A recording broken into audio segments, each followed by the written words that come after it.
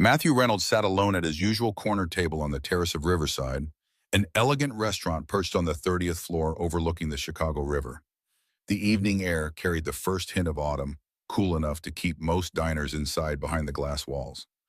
Matthew preferred it this way, the solitude of the terrace, the distant hum of the city below, the way the fading sunlight caught the windows of skyscrapers like embers burning in the gathering dusk.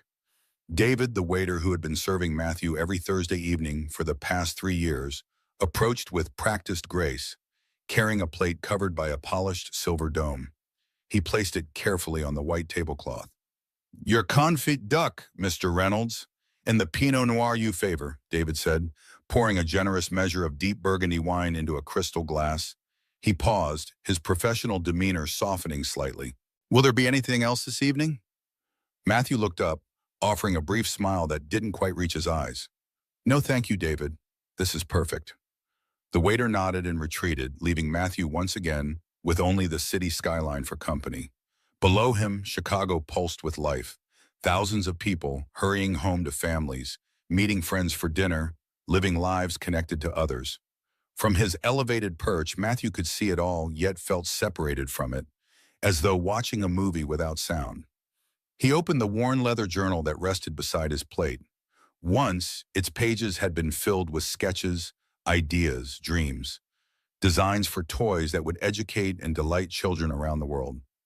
Now it contained only meeting notes, production schedules, profit margins. The handwriting was still his, but the soul behind the words had changed. He flipped to a blank page, picked up his pen, then set it down again with a quiet sigh. 15 years ago, in a cramped garage that smelled of sawdust and possibility, Matthew and Laura had started Reynolds Innovation with nothing but student loans and shared vision. Laura had been the dreamer, the artist whose elegant designs transformed simple wood and plastic into objects of wonder. Matthew had been the builder, the businessman who could take her sketches and make them real, then convince the world they were worth buying. "Every toy should tell a story," Laura used to say, her fingers tracing invisible shapes in the air as she spoke. "Every child deserves objects that speak to who they are, not just what adults want them to be." It had been Laura's vision that propelled them from that garage to their first small factory, then to the gleaming corporate headquarters that now employed over 200 people. But Laura hadn't lived to see their greatest successes. Cancer had claimed her 5 years ago, just as their company was beginning to truly flourish. The doctors had given her 6 months. She'd fought for 18, working until the very end, leaving behind designs and ideas that the company had been producing ever since. But now those reserves were running low, and Matthew hadn't been able to create anything new without her. He managed the business with mechanical efficiency, preserving Laura's legacy while feeling increasingly hollow inside. Matthew cut into his duck, watching steam rise into the cool evening air. Around him, the city lights were beginning to sparkle against the deepening blue of the sky.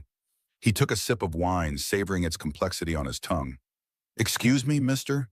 Can we have your leftovers?" The small voice came from behind him, so unexpected in the quiet of the empty terrace that Matthew nearly spilled his wine. He turned to find two identical little girls standing just beyond the iron railing that separated the terrace from the rooftop garden. Twins, perhaps 5 or 6 years old, with matching blonde curls and wide blue eyes that regarded him with a mixture of hope and apprehension. They wore simple dresses that had clearly been washed many times but were clean and carefully mended. One clutched a worn plush rabbit missing an ear, while the other held her sister's hand with determined protectiveness. Before Matthew could respond, David appeared as if materialized from the shadows, his professional smile replaced by a stern frown. "Hey, you can't be up here. This is a private dining area." The waiter moved toward the railing, gesturing sharply. "How did you even get onto this floor? Security will—" "It's all right," Matthew interrupted, his voice carrying an authority he rarely exercised. David stopped mid-sentence, looking surprised. "I'd like to speak with them." The waiter hesitated, then nodded stiffly and retreated, though he remained hovering near the door to the main dining room. Matthew rose from his chair and approached the railing, crouching slightly to meet the girls at eye level. This close, he could see the smudges of dirt on their cheeks in the careful way they held themselves, as though accustomed to being shooed away. "What did you say?" he asked gently. The girl without the rabbit, the one who seemed slightly taller, spoke again. We asked if we could have your leftovers, if you're done eating. Her voice was clear and surprisingly articulate for a child so young. Matthew felt something tighten in his chest. I've just started, actually. He glanced back at his barely touched meal, then at the hopeful faces before him. But I would be happy to share it with you. Would you like to join me? The girls exchanged a quick glance, communicating in that wordless way that twins often do. The smaller one with the rabbit nodded almost imperceptibly. Yes, please, said the taller one. If it's not too much trouble. Matthew smiled, genuinely this time. No trouble at all. He turned toward David, who was watching the exchange with barely concealed disapproval. David, could we have 2 more plates, please? And perhaps some milk for my guests? The waiter's professional mask slipped back into place. Of course, sir. Right away. Matthew opened the gate in the railing and motioned for the girls to enter. They stepped onto the terrace carefully, their eyes widening as they took in the white tablecloths, gleaming silverware, and panoramic view of the city. I'm Matthew, he said, helping them into chairs across from his own. What are your names? I'm Sophie, said the taller one. She pointed to her sister. This is Lily. She doesn't talk as much as me, but she notices things. Lily clutched her rabbit tighter and offered a shy smile that transformed her solemn face. It's very nice to meet you both, Matthew said, settling back into his chair. Are you hungry? Both girls nodded, though they sat with their hands folded neatly in their laps, making no move toward the breadbasket in the center of the table. Please help yourselves to some bread while we wait, Matthew encouraged. My food will be enough for all of us, but it might need to be divided.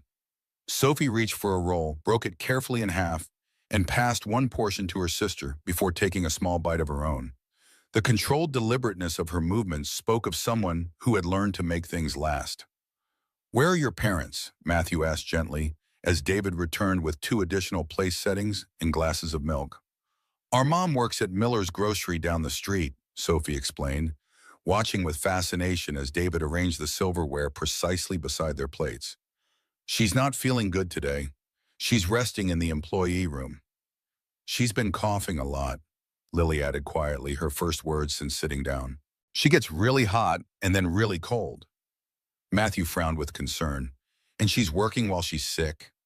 Sophie nodded.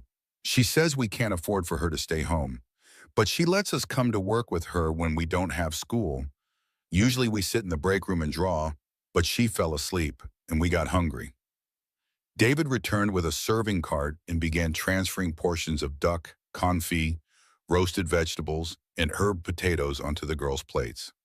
Matthew noticed how their eyes widened at the sight of the food, though they remained perfectly still, waiting. You may eat whenever you're ready, Matthew told them. No need to wait for anything. The girls picked up their forks and began to eat with surprising delicacy, using their silverware with the precision of children who had been carefully taught. Matthew found himself captivated by their measured movements and serious expressions. While they ate, Sophie pulled a folded paper napkin toward her and reached for a pen from her small pocket. With quick, confident strokes, she began to sketch the restaurant terrace, capturing the skyline beyond with remarkable accuracy for a child her age. That's quite good, Matthew said, genuinely impressed. You have a talent for drawing. Sophie shrugged, but a pleased smile flickered across her face. I remember things I see. Lily remembers things she feels. As if on cue, Lily looked up from her plate and studied Matthew's face with an intensity that was almost unnerving. You're sad, she said simply. You miss someone a lot. Matthew's hand jerked in surprise, knocking his knife to the floor. As he reached to retrieve it, his sleeve pulled back, revealing a long, thin scar that traced the inside of his wrist. He quickly adjusted his cuff, but not before Lily had seen it. Did that hurt? She asked, her voice soft with empathy rather than curiosity. Matthew swallowed hard, unsettled by the child's perception. Yes, he said finally. It did, but it was a long time ago. Sometimes old hurts still hurt, Lily said with the simple wisdom of a child who had seen more than she should have at her age. My mom says it's okay to remember the hurting, as long as you also remember the healing. Before Matthew could respond, the terrace door burst open. A young woman rushed out, her face flushed with fever and anxiety. She wore the green apron of Miller's Grocery over jeans and a simple blouse. Her blonde hair, the same shade as the twins, pulled back in a hasty ponytail. "Sophie, Lily!" Her voice cracked with relief and dismay as she spotted the girls. A deep, rattling cough shook her slender frame before she could say more. The twins turned, guilt and concern washing over their identical faces. "Mom!" Sophie stood quickly.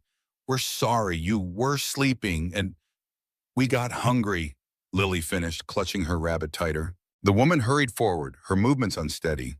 Up close, Matthew could see the unnatural brightness of her eyes and the fine sheen of sweat on her forehead, despite the cool evening air. She was beautiful in a worn, determined way, like a flower growing through concrete. "I am so sorry," she said to Matthew, her voice hoarse. They know better than to wander off, and to bother someone during their meal. Another cough interrupted her words. Matthew stood. "They weren't bothering me at all. I invited them to join me." He extended his hand. "Matthew Reynolds." "Rebecca Harper." She shook his hand briefly, her fingers burning with fever. "Again, I apologize. I dozed off for just a moment at work, and they must have slipped out. I've been searching everywhere." "You should be home resting," Matthew said, concern evident in his voice. "You're clearly ill." Rebecca straightened her shoulders, pride overriding exhaustion. "I can't afford to miss shifts. We're fine." She turned to the girls. "Come on, you two. We need to get back before Mr. Miller notices I'm gone." "Let me help," Matthew offered. "I can call you a car, get you home safely, or to a doctor. You really should see someone about that cough." "We don't need charity," Rebecca said firmly, though the effect was somewhat undermined by the way she swayed slightly on her feet. "Thank you for looking after my daughters, but we'll be fine." Matthew recognized the stubborn dignity in her posture. It was the same pride that had kept him working 18-hour days after Laura died, refusing offers of help even when he was barely functioning. "At least let me give you this," he said, reaching into his jacket pocket for a business card. "Reynolds Innovation is always looking for talented, responsible people. If you ever need work, better work, please call me directly." Rebecca hesitated, then took the card, her fingers brushing against his. "Thank you," she said, clearly wanting to end the conversation. "Girls, say thank you to Mr. Reynolds." "Thank you for sharing your dinner," Sophie said politely. Lily looked up at Matthew with those disconcertingly perceptive eyes. "Thank you for being kind," she said softly. Rebecca took each girl by the hand and led them toward the door.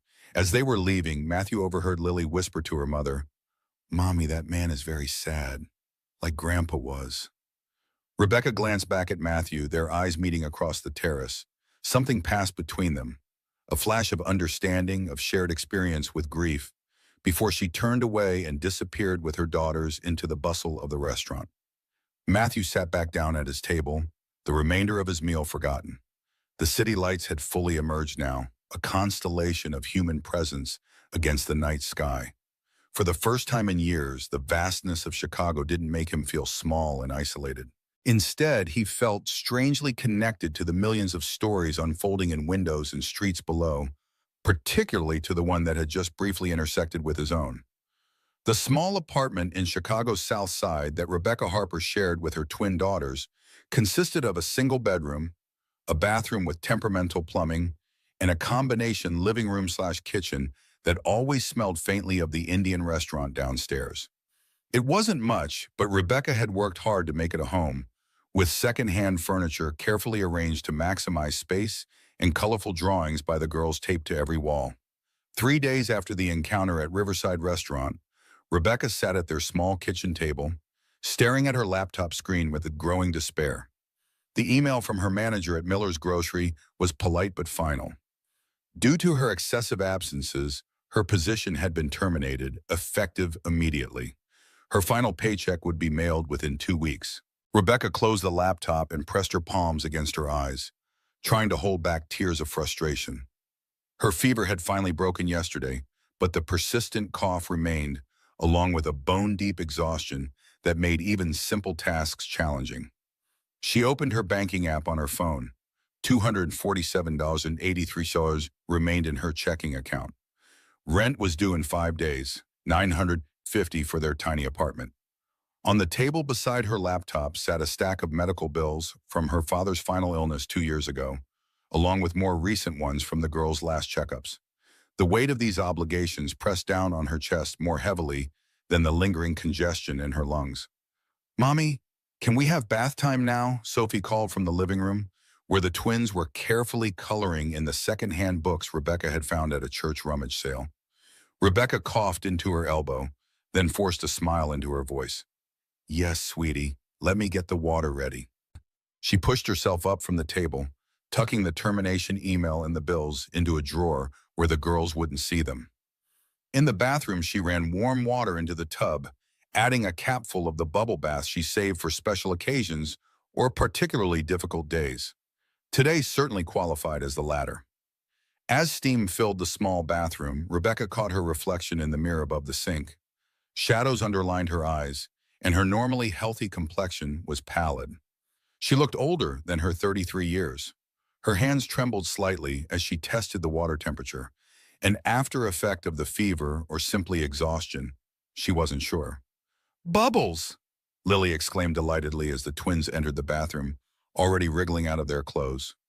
Rebecca helped them into the tub, smiling genuinely at their joy over such a simple pleasure. She sat on the closed toilet lid, supervising as they played, their concerns limited to building bubble beards and deciding which of their few bath toys would go on an adventure today. "Mommy, are you feeling better?" Sophie asked, her observant eyes studying Rebecca's face with concern too mature for a 5-year-old. "Much better," Rebecca lied, suppressing another cough. "Just a little tired." "The sad man at the restaurant was nice," Lily said, seemingly changing the subject as she often did, making connections only she could see. "He had good food." "He seemed lonely," Sophie added, sculpting a bubble mountain with serious concentration. "Why was he eating all alone?" Rebecca reached for a washcloth, wetting it to wipe soap from Lily's face. "Some people prefer to be alone," she said, though she remembered the profound solitude she'd sensed in Matthew Reynolds. It had resonated with something in her, the isolation of carrying too many burdens without anyone to share them. "Nobody likes to be alone all the time," Lily stated with conviction. Rebecca smiled at her daughter's certainty. "Maybe you're right, sweetheart." She squeezed shampoo into her palm and began washing Sophie's hair. "Tilt your head back, honey." As Sophie leaned back, Rebecca's vision suddenly blurred. The bathroom seemed to tilt sideways, steam and light swirling together. She gripped the edge of the tub, trying to steady herself. "Mommy?" Sophie's voice sounded distant. Rebecca tried to respond, but the words wouldn't come. The last thing she remembered was a rushing sound in her ears and the sensation of falling. "Mommy!" Sophie's scream pierced through the fog, but Rebecca couldn't answer as darkness closed in around her. Sophie Harper did not panic when her mother collapsed onto the bathroom floor. Instead, she climbed carefully out of the tub, wrapped a towel around herself, and helped Lily do the same. Then she went to their mother, placing a small hand on Rebecca's forehead, the way she'd seen her mother do when checking for fever. "She's still really hot," Sophie told her twin, who stood clutching her towel with wide, frightened eyes. "We need to call Mrs. Jenkins." Mrs. Jenkins was their elderly neighbor who had given them strict instructions. If anything ever happened to their mother when they were alone, they were to call her immediately. Rebecca had programmed her number into the emergency contact on her phone for precisely this reason. With wet hands, Sophie picked up her mother's phone from the edge of the sink and pressed the emergency button, then Mrs. Jenkins' name. Water dripped onto the screen as she held it to her ear. "Rebecca, is everything all right, dear?" Mrs. Jenkins' voice answered after 2 rings.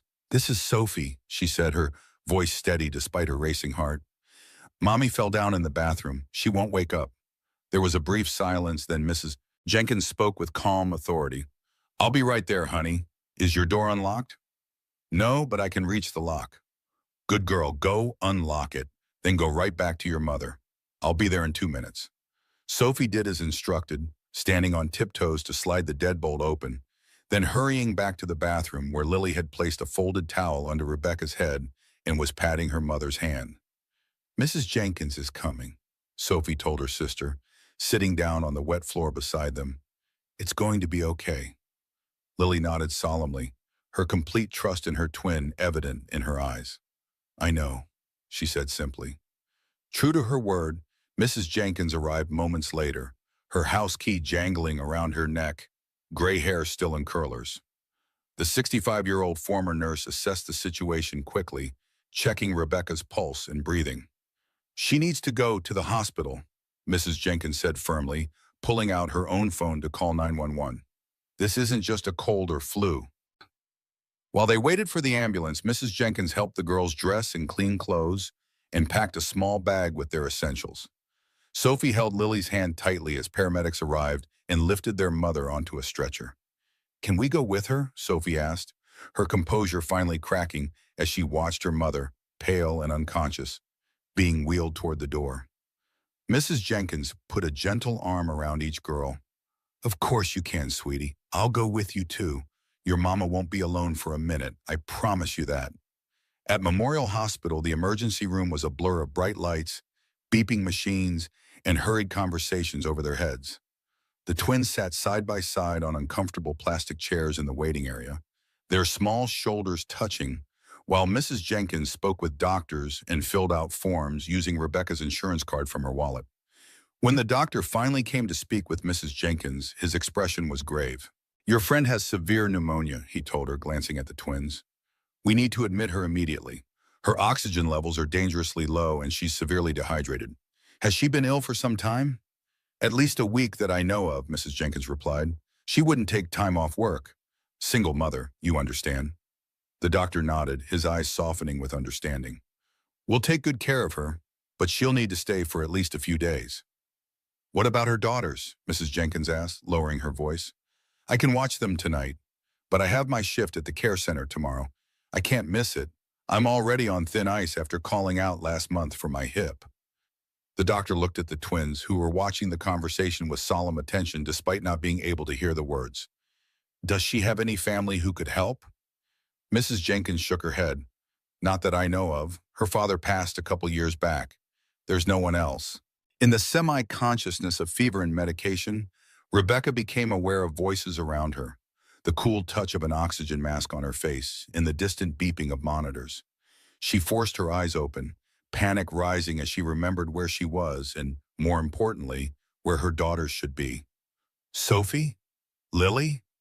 Her voice was barely a whisper, muffled by the mask. A nurse appeared at her bedside. "Try not to talk, Miss Harper. You need to rest."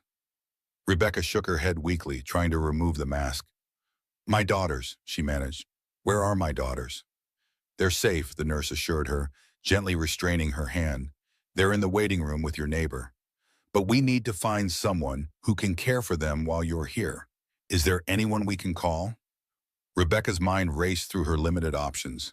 There was no family left. Her few friends were struggling, single mothers themselves, working multiple jobs. Miss Jenkins couldn't watch the girls for days. She needed her own job too desperately. In her feverish state, Rebecca's fingers found her jacket hanging on a hook near the bed. She fumbled in the pocket, withdrawing the business card she'd been carrying since that night on the restaurant terrace. "Call him," she whispered, pressing the card into the nurse's hand before slipping back into unconsciousness. "Please." 1 week after his encounter with Rebecca and the twins, Matthew sat in the glass-walled conference room at Reynolds Innovation headquarters, trying to focus on the marketing presentation being delivered by a young executive whose name he should probably remember but didn't.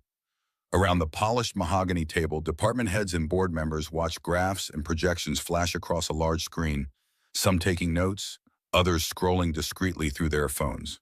"As you can see," the presenter continued, gesturing to a downward-sloping line, "our third-quarter sales have decreased approximately 20% compared to this time last year. The educational toy market is becoming increasingly competitive, and we're losing ground to Tectoy's new interactive line." Richard Morgan, the company's chief financial officer and a member of the board, leaned forward, his tailored suit emphasizing his athletic build despite his 50 years. "The issue isn't market competition," he said, his deep voice cutting through the room. "It's innovation, or our lack of it. We haven't released a truly new product in what, Matthew, 3 years?" All eyes turned to Matthew, who maintained his composed expression despite the pointed question. Richard had been Laura's business professor in college and had helped them secure initial funding for the company. After Laura's death, he had offered to buy Matthew's shares at what was actually a very fair price. Matthew had refused then, and continued to refuse Richard's occasional suggestions that selling might be the best option. 2 years and 4 months, Matthew corrected evenly.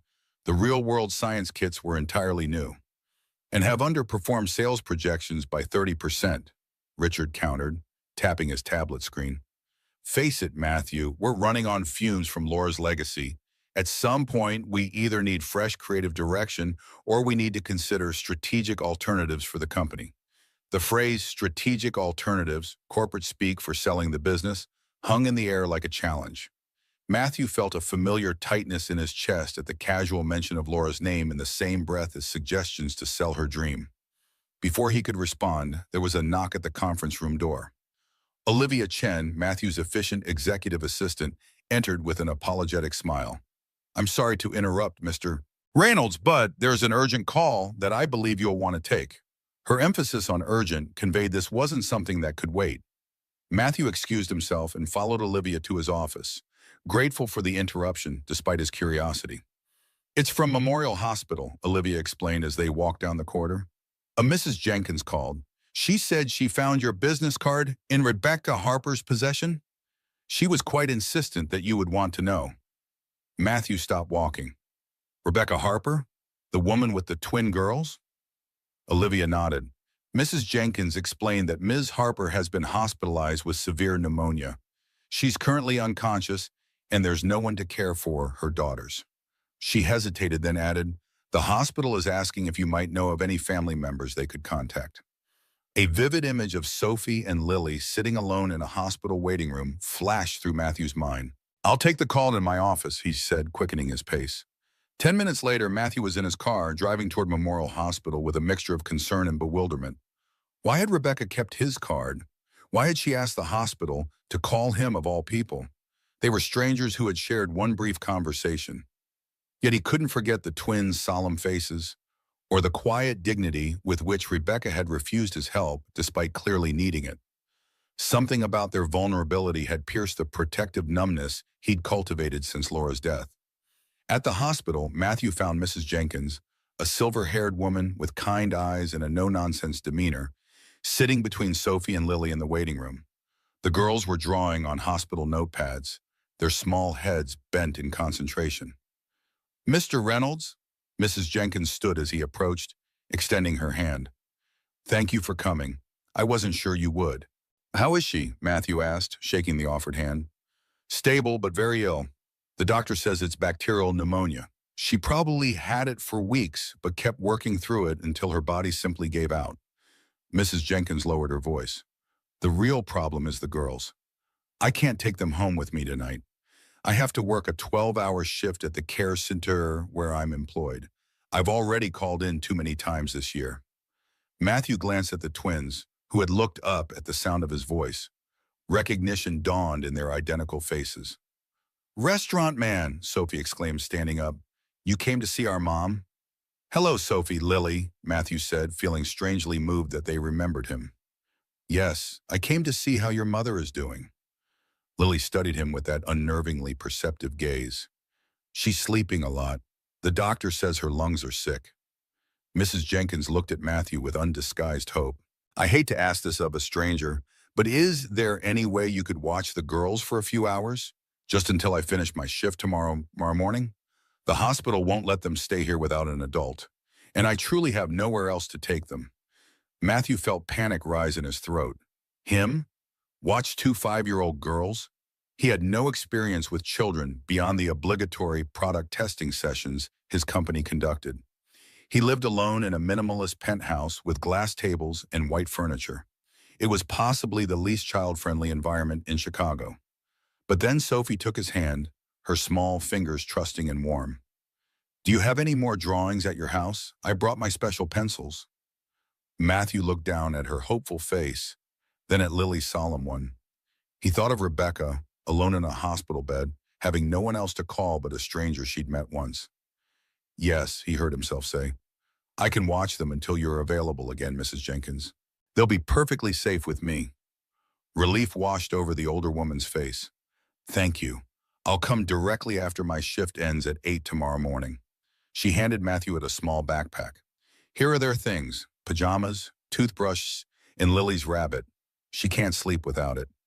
After signing multiple forms at the nurse's station and leaving his contact information, Matthew found himself walking through the hospital parking garage with a small twin holding each of his hands.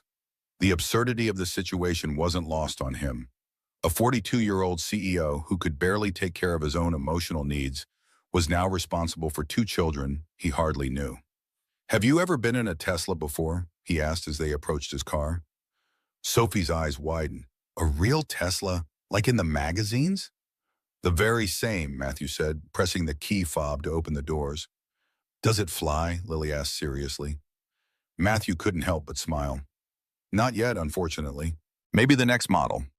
As he helped them into the back seat and fumbled with unfamiliar car seat buckles, Matthew realized he was experiencing something he hadn't felt in years. The unsettling but oddly exhilarating sensation of being completely out of his depth. The sleek black Tesla wound its way through Chicago's evening traffic, carrying an unlikely trio toward the downtown skyline. Matthew glanced in the rearview mirror at his unexpected passengers.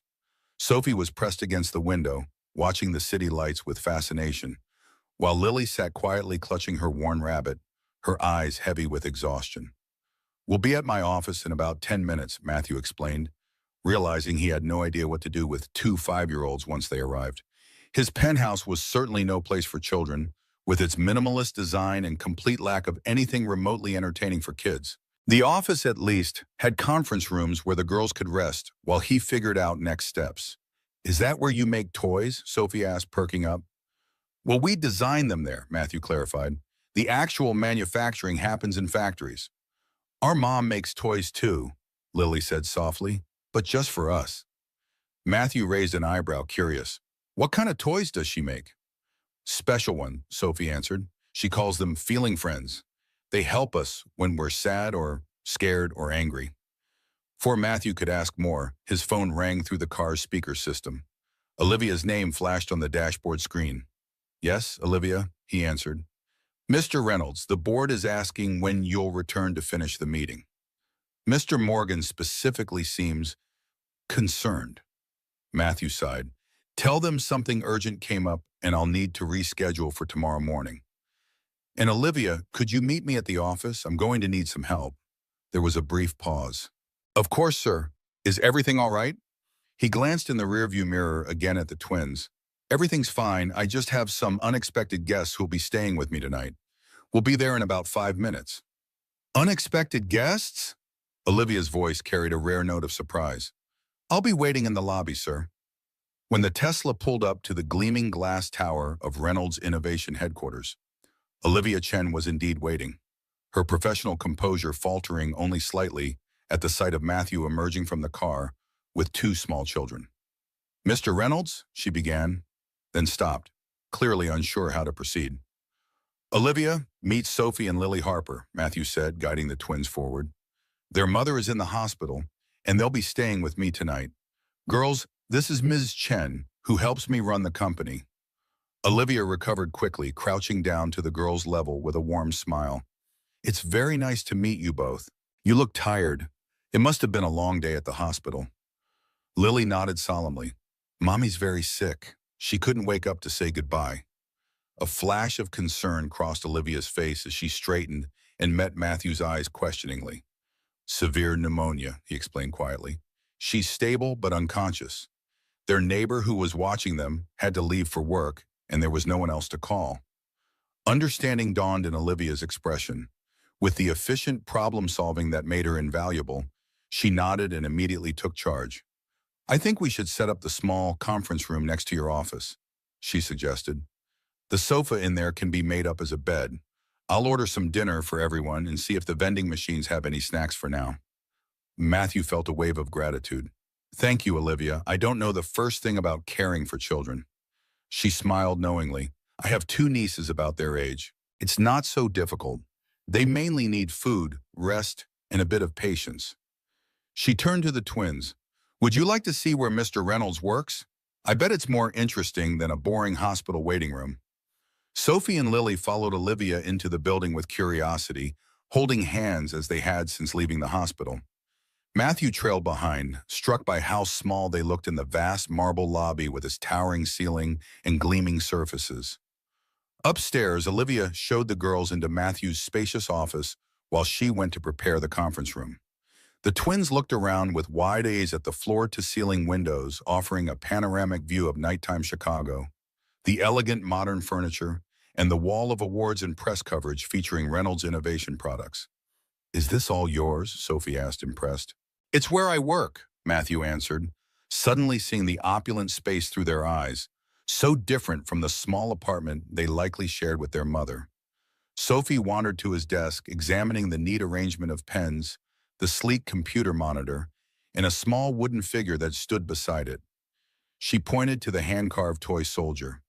"Did you make this?" "No," Matthew said softly. "My wife did. She was very talented at making things." "Where is she now?" Lily asked, joining her sister. Matthew hesitated, unaccustomed to discussing Laura with anyone, let alone children.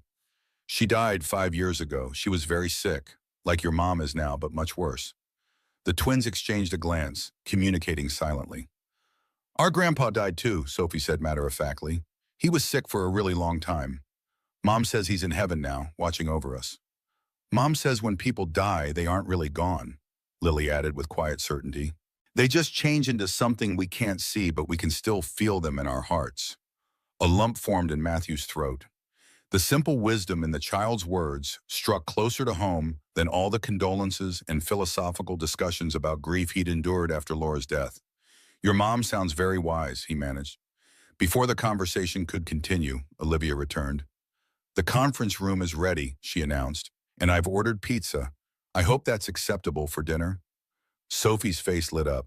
"Pizza? Really?" The genuine excitement over something as ordinary as pizza drove home the reality of these children's lives. Matthew wondered when they had last enjoyed such a simple treat. "Absolutely," he confirmed, "with whatever toppings you like." "Even pineapple?" Lily asked hopefully. Matthew laughed, surprising himself. "Even pineapple, though I may have to question your taste."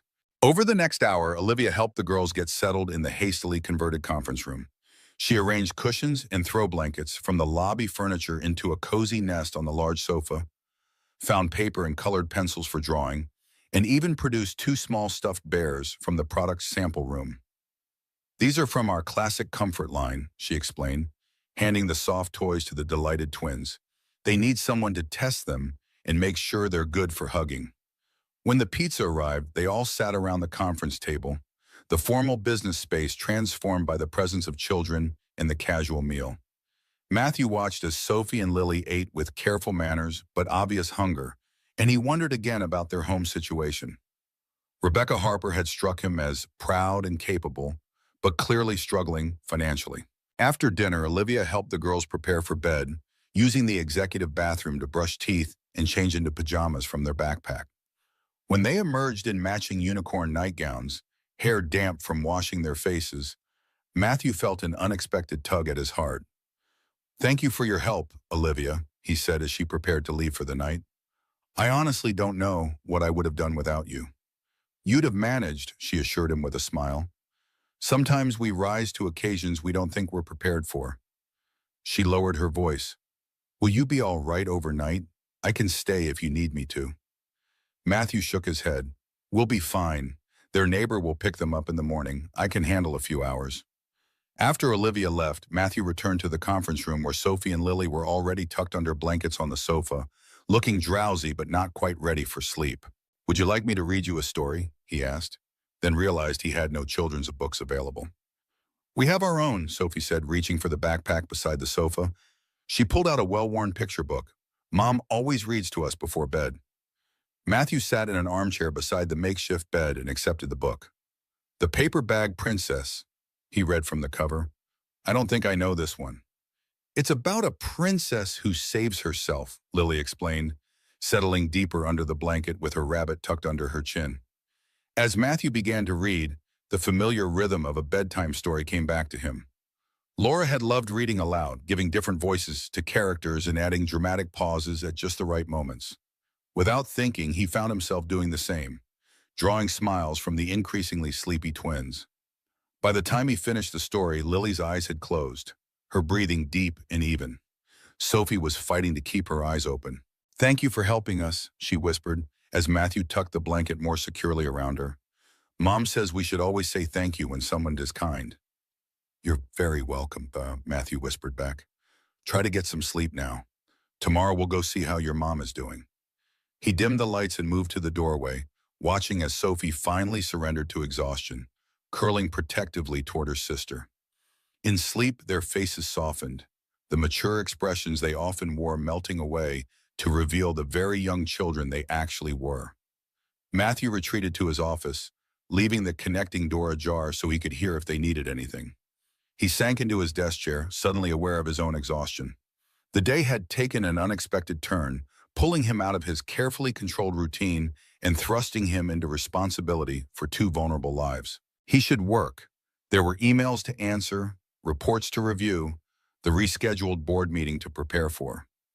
Instead, he found himself staring out at the city lights, thinking about Rebecca Harper, lying unconscious in a hospital bed with no one to call but a stranger she'd met once. What kind of life had she built for herself and her daughters? They were clearly well cared for despite what seemed to be significant financial constraints. The girls were polite, articulate, and surprisingly resilient. Whatever struggles Rebecca faced, she was clearly doing something right as a mother. Matthew's thoughts were interrupted by a small sound from the conference room. He rose quickly and went to check on the twins. Lily was whimpering in her sleep, her face scrunched in distress. Before Matthew could decide whether to wake her, Sophie stirred, instinctively reaching for her sister. "It's okay, Lily," she murmured, still half asleep herself. "Just a dream. I'm here." Lily quieted at her twin's voice, their hands finding each other even in sleep. Matthew watched from the doorway, struck by the bond between them. As an only child who had lost both parents by the time he was in college, he had never experienced that kind of instinctive connection with another person, except perhaps with Laura. He returned to his office, closing his eyes as memories of his wife washed over him. Laura would have known exactly what to do with the twins. She had wanted children of their own, but they had agreed to wait until the company was stable. By the time it was, the cancer diagnosis had already come, erasing all their plans for a family. Matthew opened his eyes, pushing the memories away as he had trained himself to do over the past 5 years. He reached for his laptop, determined to focus on work instead of grief or the two small children who had unexpectedly disrupted his carefully constructed isolation. The next morning dawned clear and bright, sunlight streaming through the windows of Reynolds Innovation headquarters. Matthew awoke with a start, momentarily disoriented to find himself on the leather couch in his office, rather than in his bed at home. The events of the previous day came rushing back as he heard childish voices from the adjoining room. He straightened his rumpled clothes and ran a hand through his hair before going to check on the twins. Sophie and Lily were already awake, sitting cross-legged on the conference room sofa and examining something on Sophie's lap. "Good morning," Matthew said, stifling a yawn. "Did you sleep well?" Both girls looked up, their faces brightening. "Good morning, Mr. Reynolds," they replied in unison. "Please call me Matthew," he insisted, moving closer to see what had captured their attention. "What have you got there?" Sophie held up a smartphone with a cracked screen protected by a faded pink case. "It's Mom's phone. Mrs. Jenkins gave it to us so we could look at pictures if we got sad." She turned the phone to show Matthew the screen, which displayed a photo of Rebecca and the twins at what appeared to be a park, all three smiling broadly at the camera. "That's from my birthday," Lily explained. "Mom made us a picnic with cupcakes." "May I see?" Matthew asked, sitting beside them. Sophie nodded and began scrolling through photos. Most were of the twins at various ages, as babies, toddlers, and more recently. Rebecca appeared in some, always with the same warm smile despite the visible exhaustion in her eyes. There were photos of a frail older man whom Matthew assumed was their grandfather, and several showing homemade toys carefully constructed from recycled materials.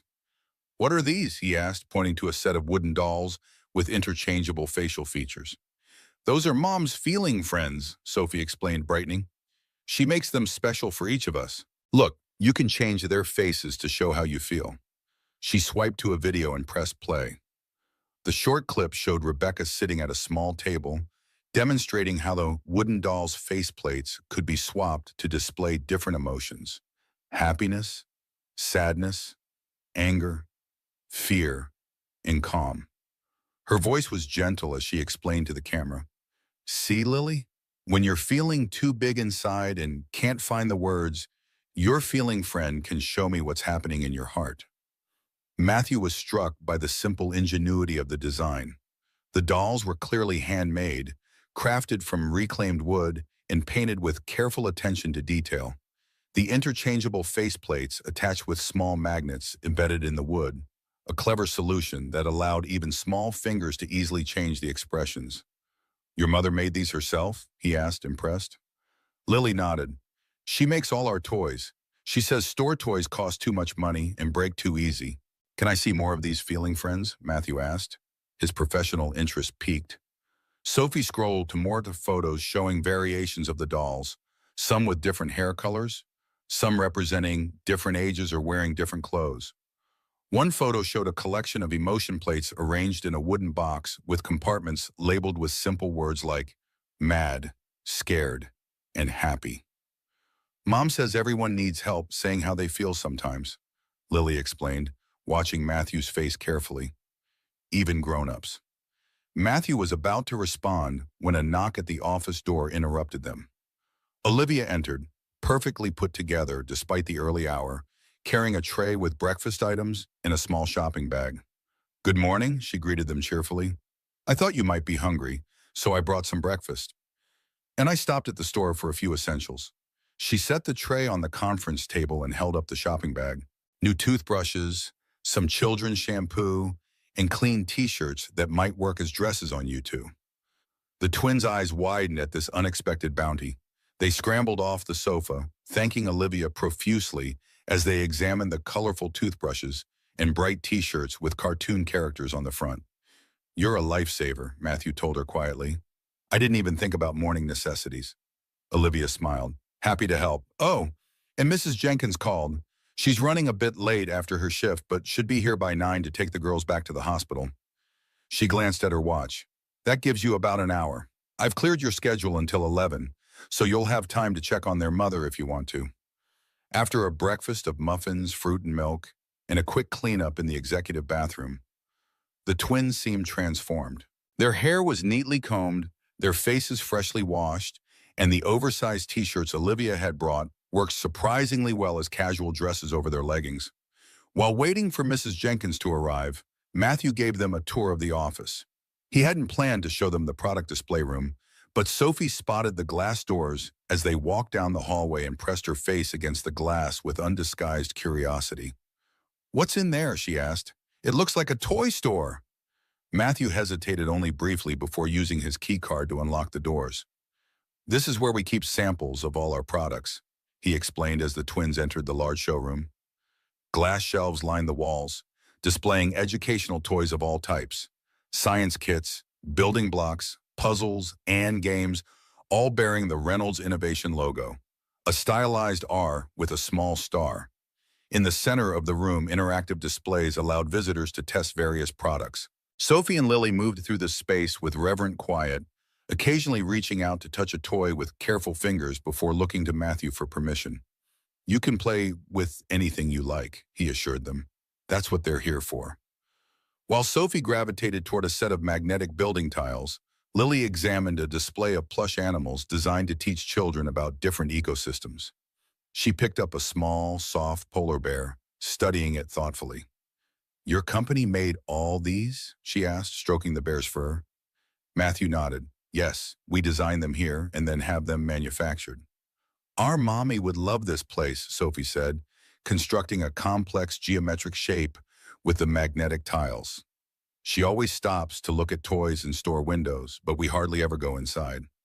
Too expensive, Lily added matter-of-factly, returning the polar bear to its shelf.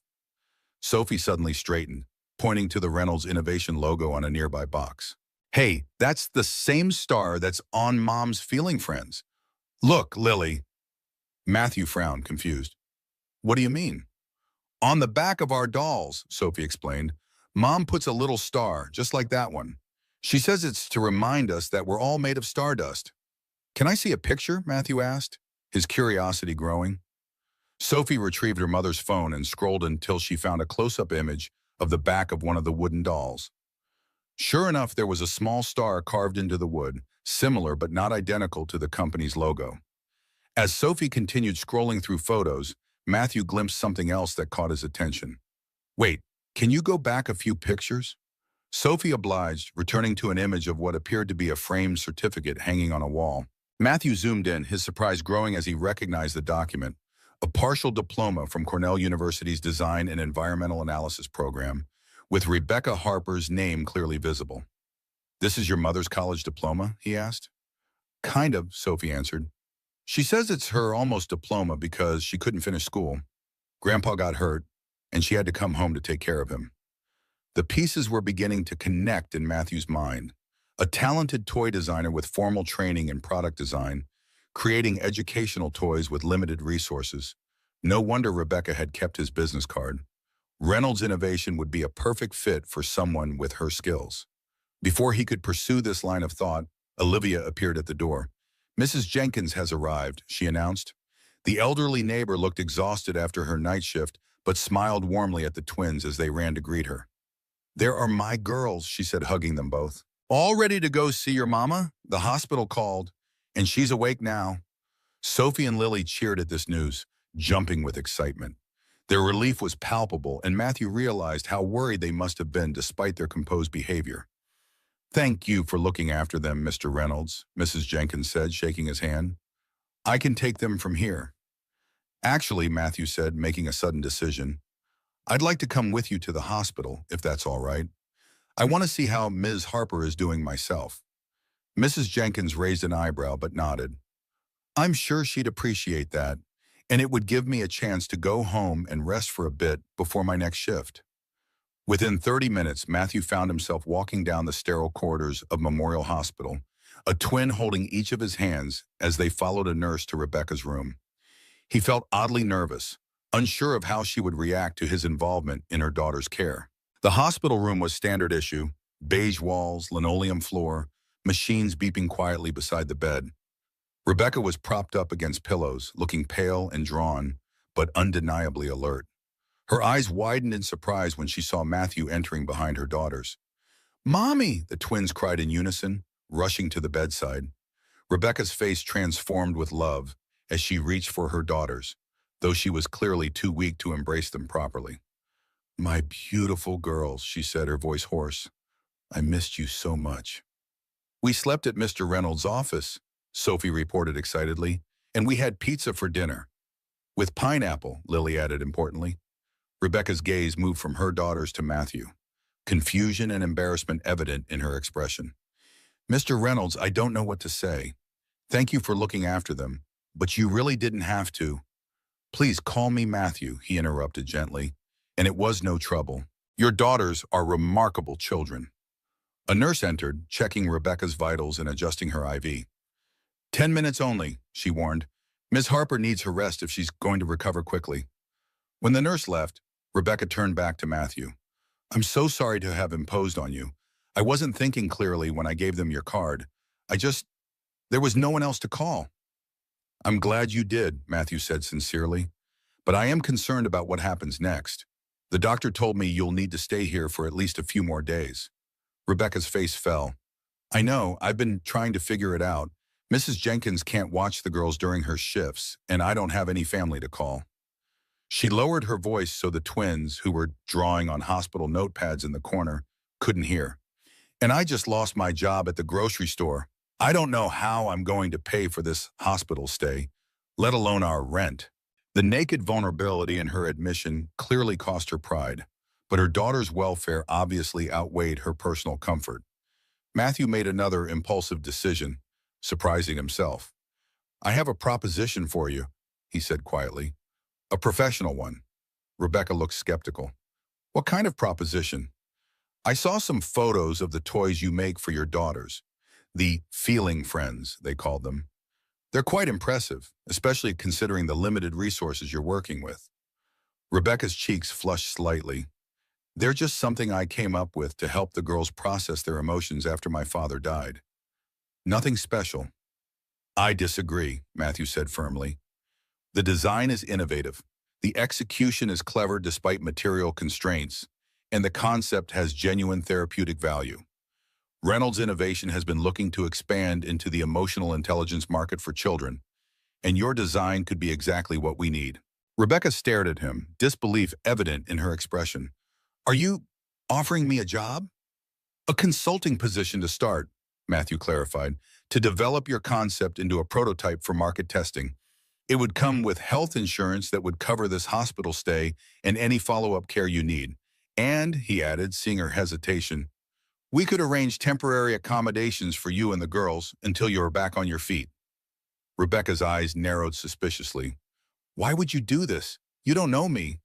Matthew considered his answer carefully. Professionally speaking, I recognize talent when I see it. Your design shows an intuitive understanding of child psychology combined with practical problem-solving skills. Exactly what our company values. He paused. And personally, I know what it's like to face difficult circumstances alone. Rebecca studied his face, searching for signs of insincerity or ulterior motives.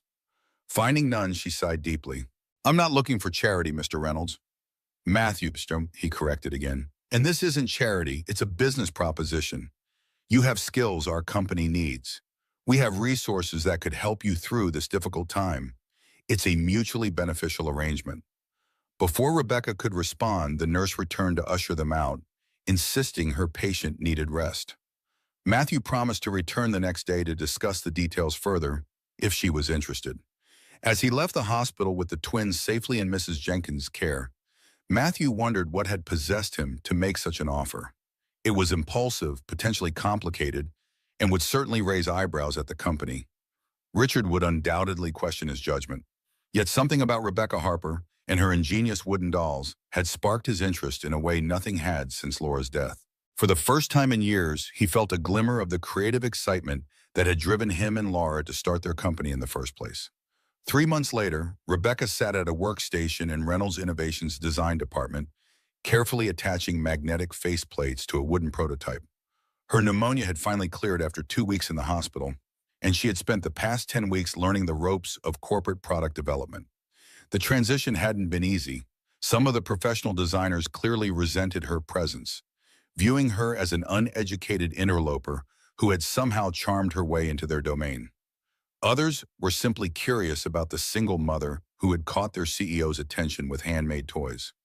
Rebecca ignored the office politics and focused on her work. Matthew had given her a challenging assignment: develop a complete prototype line of emotion dolls the marketing department had deemed Feeling Friends too informal, with interchangeable faces, accessories, and a guidebook for parents and therapists. How's it coming along? Matthew's voice startled her from her concentration. Rebecca looked up to find him standing beside her workstation, his tie loosened after a day of meetings.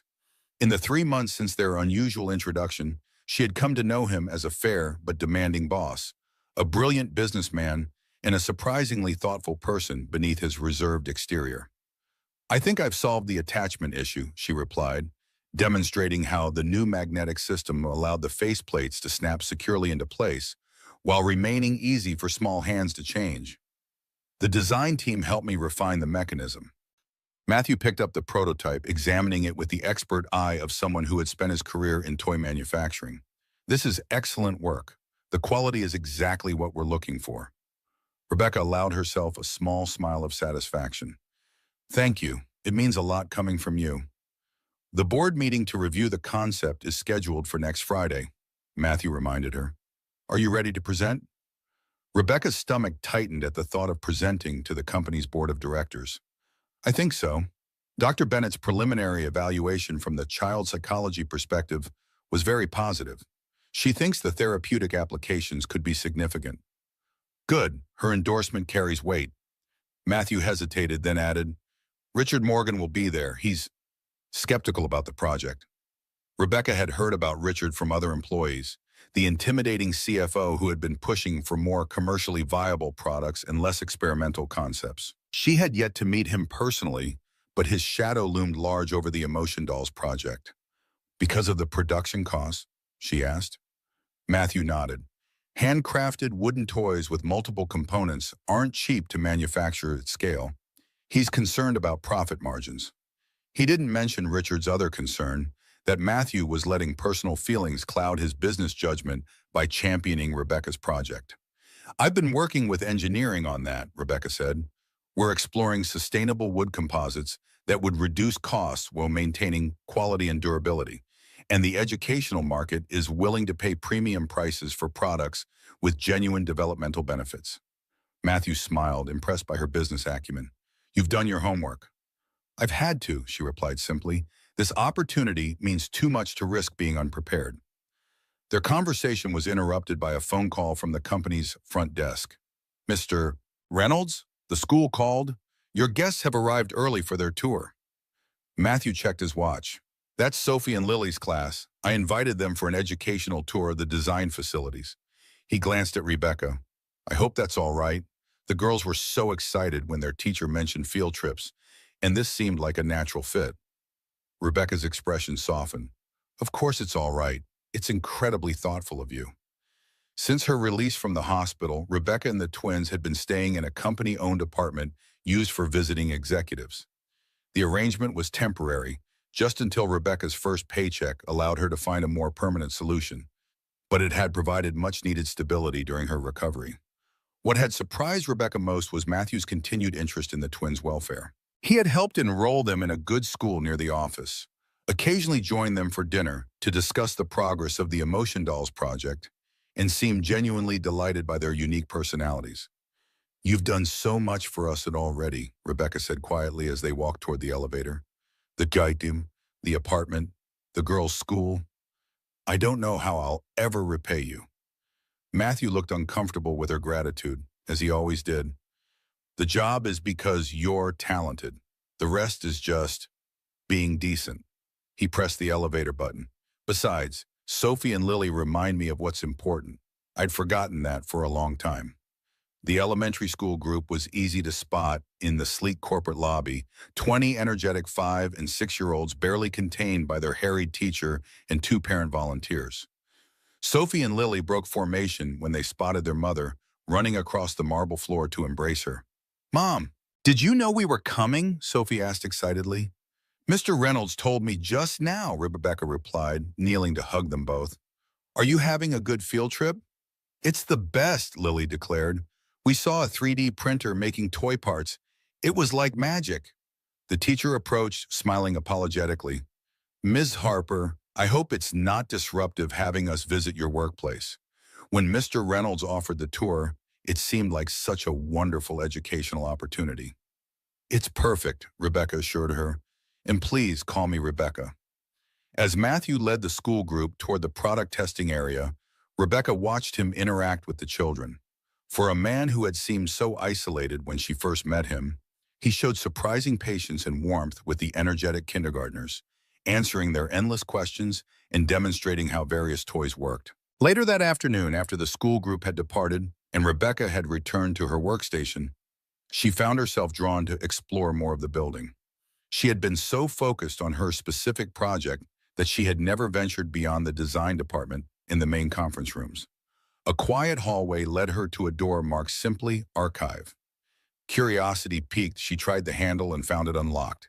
Inside was a carefully preserved collection of Reynolds Innovations history, original sketches, prototype models, press clippings, and photographs documenting the company's evolution. Rebecca moved through the room slowly, studying the progression of designs over the years. She could see the influence of different eras and educational philosophies in the toys, but there was a consistent thread of thoughtful innovation throughout. At the center of the room stood a display case containing what appeared to be the very first Reynolds Innovation product, a beautifully crafted wooden puzzle designed to teach spatial reasoning. Beside it was a framed photograph of a much younger Matthew and a woman with vibrant red hair and a brilliant smile, both holding the puzzle between them with evident pride. "That was Laura," a voice said from the doorway. Rebecca turned to find Matthew watching her, his expression unreadable. "Your wife?" she asked softly. He nodded, entering the room. "That photo was taken the day we landed our first major order, 5,000 units for a national educational catalog. We were still working out of our garage then." A faint smile crossed his face at the memory. We celebrated with champagne and paper cups because we couldn't afford proper glasses. Rebecca studied the photograph more closely. She's beautiful. She looks so alive. She was, Matthew agreed, moving to stand beside her. Brilliant, creative, unstoppable. This company was her vision more than mine. I was just the guy who knew how to build what she designed and sell it to the world. The raw grief in his voice made Rebecca want to reach out to him, but she maintained a respectful distance. I'm sorry, she said simply. It's hard losing someone who's part of your foundation. Matthew looked at her with surprise, as if he hadn't expected her to understand so precisely. Yes, he said quietly. That's exactly what it's like. An uncomfortable silence fell between them, broken only when Rebecca's phone chimed with a text message. I should get back to work, she said, moving toward the door. Thank you for showing me this place. It helps to understand the company's roots. Rebecca, Matthew called as she reached the doorway. Laura would have loved your emotion dolls concept. She always said toys should help children understand themselves, not just the world around them. The simple statement affected Rebecca more deeply than she expected. Thank you for telling me that, she said, her tones thick with the emotion as she left the archive room. That evening, as Rebecca helped the twins with their homework in the company apartment, she found herself thinking about Matthew and Laura Reynolds. The archive room had revealed a different side of the Reserve CEO, a man who had once been part of a passionate partnership, building a dream with someone he loved. Mom, can you help me with this math problem? Sophie asked, interrupting her thoughts. Rebecca turned her attention to the worksheet, explaining the concept of simple addition using drawings to illustrate the numbers. As always, Sophie grasped the idea quickly, while Lily was more interested in coloring the pictures than solving the equations. Mr. Reynolds is nice, Lily said suddenly, looking up from her coloring. But he's sad inside. Rebecca had noticed her younger daughter's growing attachment to Matthew and her uncanny ability to sense his emotions. Yes, sweetie, I think he is sad sometimes. His wife died, and that's a very hard thing. Like when Grandpa died, Sophie asked. Similar, yes. Rebecca considered how to explain grief to 5-year-olds. When you love someone very much and they go away forever, it leaves a big empty space inside you. It takes a long time for that space to feel less empty. We should tell him about Grandpa's stars, Lily suggested. Rebecca smiled, remembering her father's bedtime ritual with the twins. What do you mean, honey? Remember how Grandpa said that when people see, they become stars in the sky? Lily explained. And that's why we should never be afraid of the dark, because it's full of people who loved us, watching over us. That's a beautiful thought, Rebecca said, smoothing Lily's hair. Maybe someday you can share that with Mr. Reynolds if it seems like the right time. Later, after the twins were asleep, Rebecca sat at the small dining table with her laptop, working on her presentation for the board meeting. She had just finished a slide about the psychological benefits of the emotion dolls when a new email notification appeared in the corner of her screen. The message was from the Human Resources Department, confirming that her temporary consulting contract would be reviewed at the upcoming board meeting alongside the product concept. The subtext was clear. If the board rejected the Emotion Dolls project, her position at Reynolds Innovation would likely end as well. Rebecca closed her eyes, suddenly feeling the weight of everything riding on this presentation. It wasn't just a job at stake. It was healthcare for her family, stability for the twins, and the chance to finally use her education and talents in a meaningful way. After years of struggling to keep her head above water while caring for her father and raising her daughters alone, this opportunity felt like her last best hope. Opening her eyes, she returned to her presentation with renewed determination. She would make the board see the value in her concept, not just for the company's bottom line, but for the children who would benefit from it.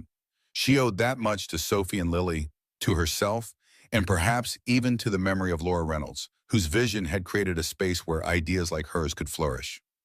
The day of the board meeting arrived with a nervous energy that permeated the entire design department.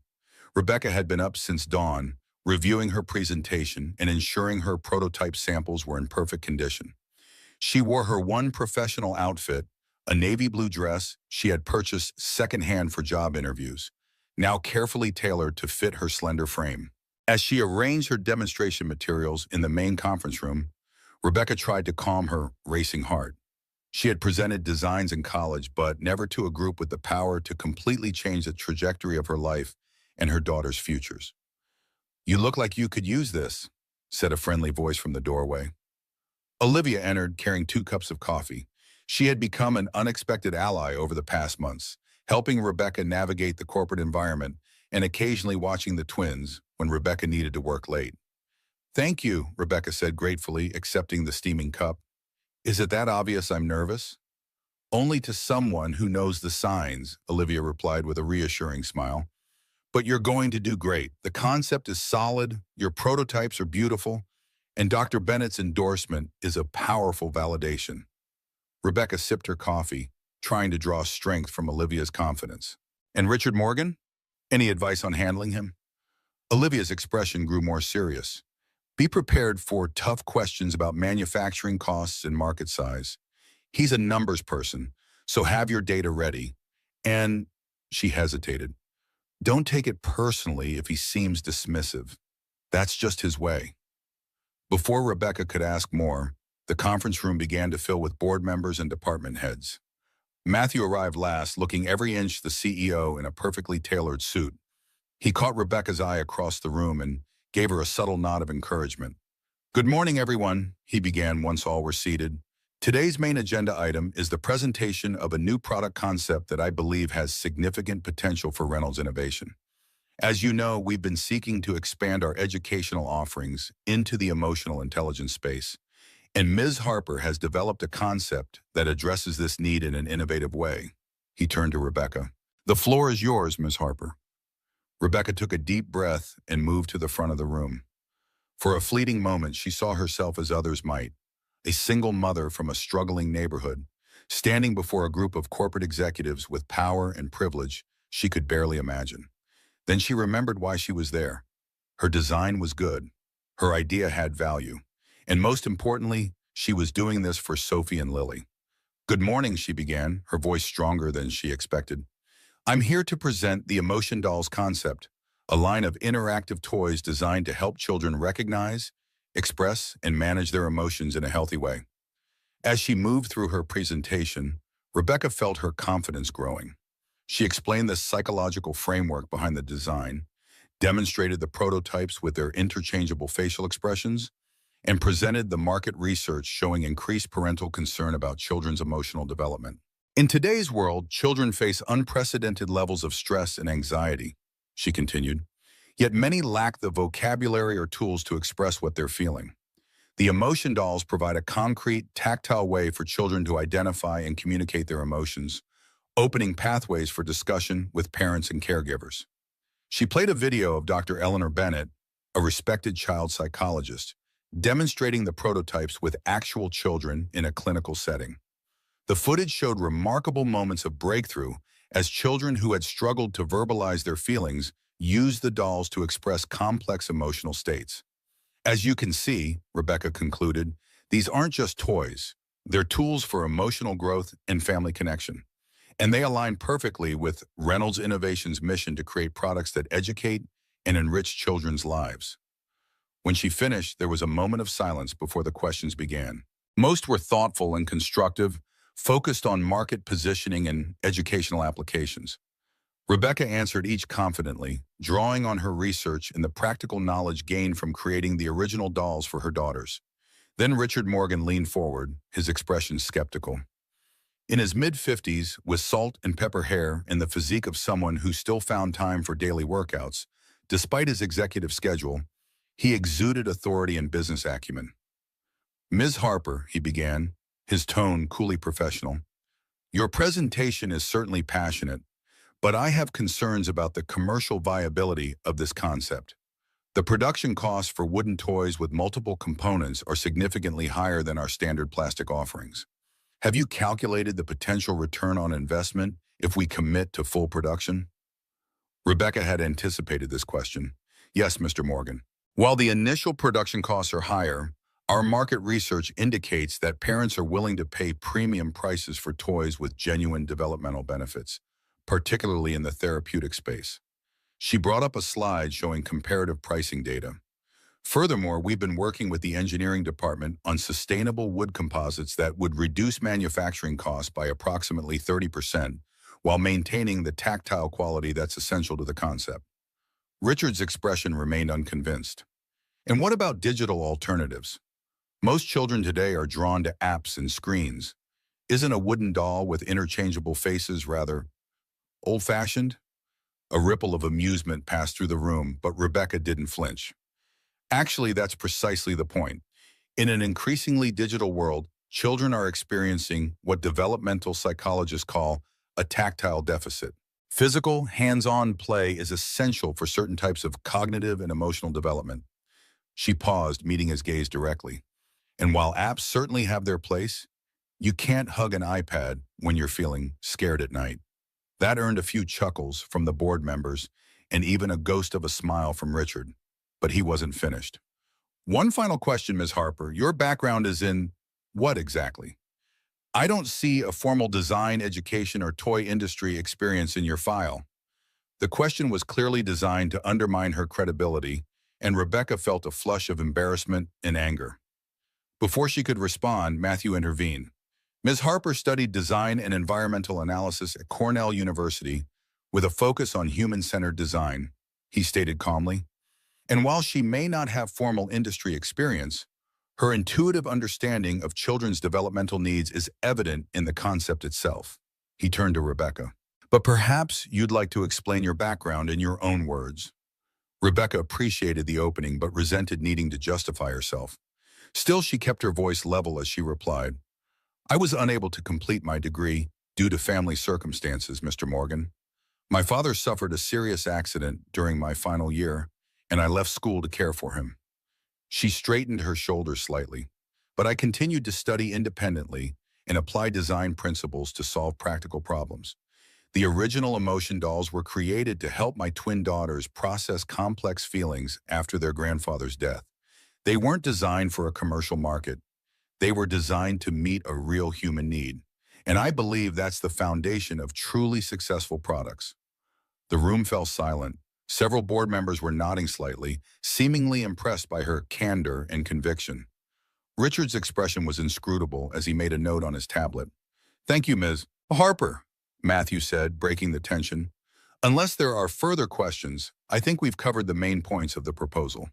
He looked around the table. We'll take a brief recess and then reconvene for discussion and a decision. As the board members filed out for the break, Rebecca began gathering her materials, her hands trembling slightly with the release of tension.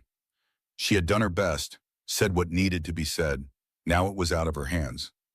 You did well, Matthew told her quietly as the room emptied. Very well. Did I? Rebecca wasn't so sure. Richard clearly isn't convinced.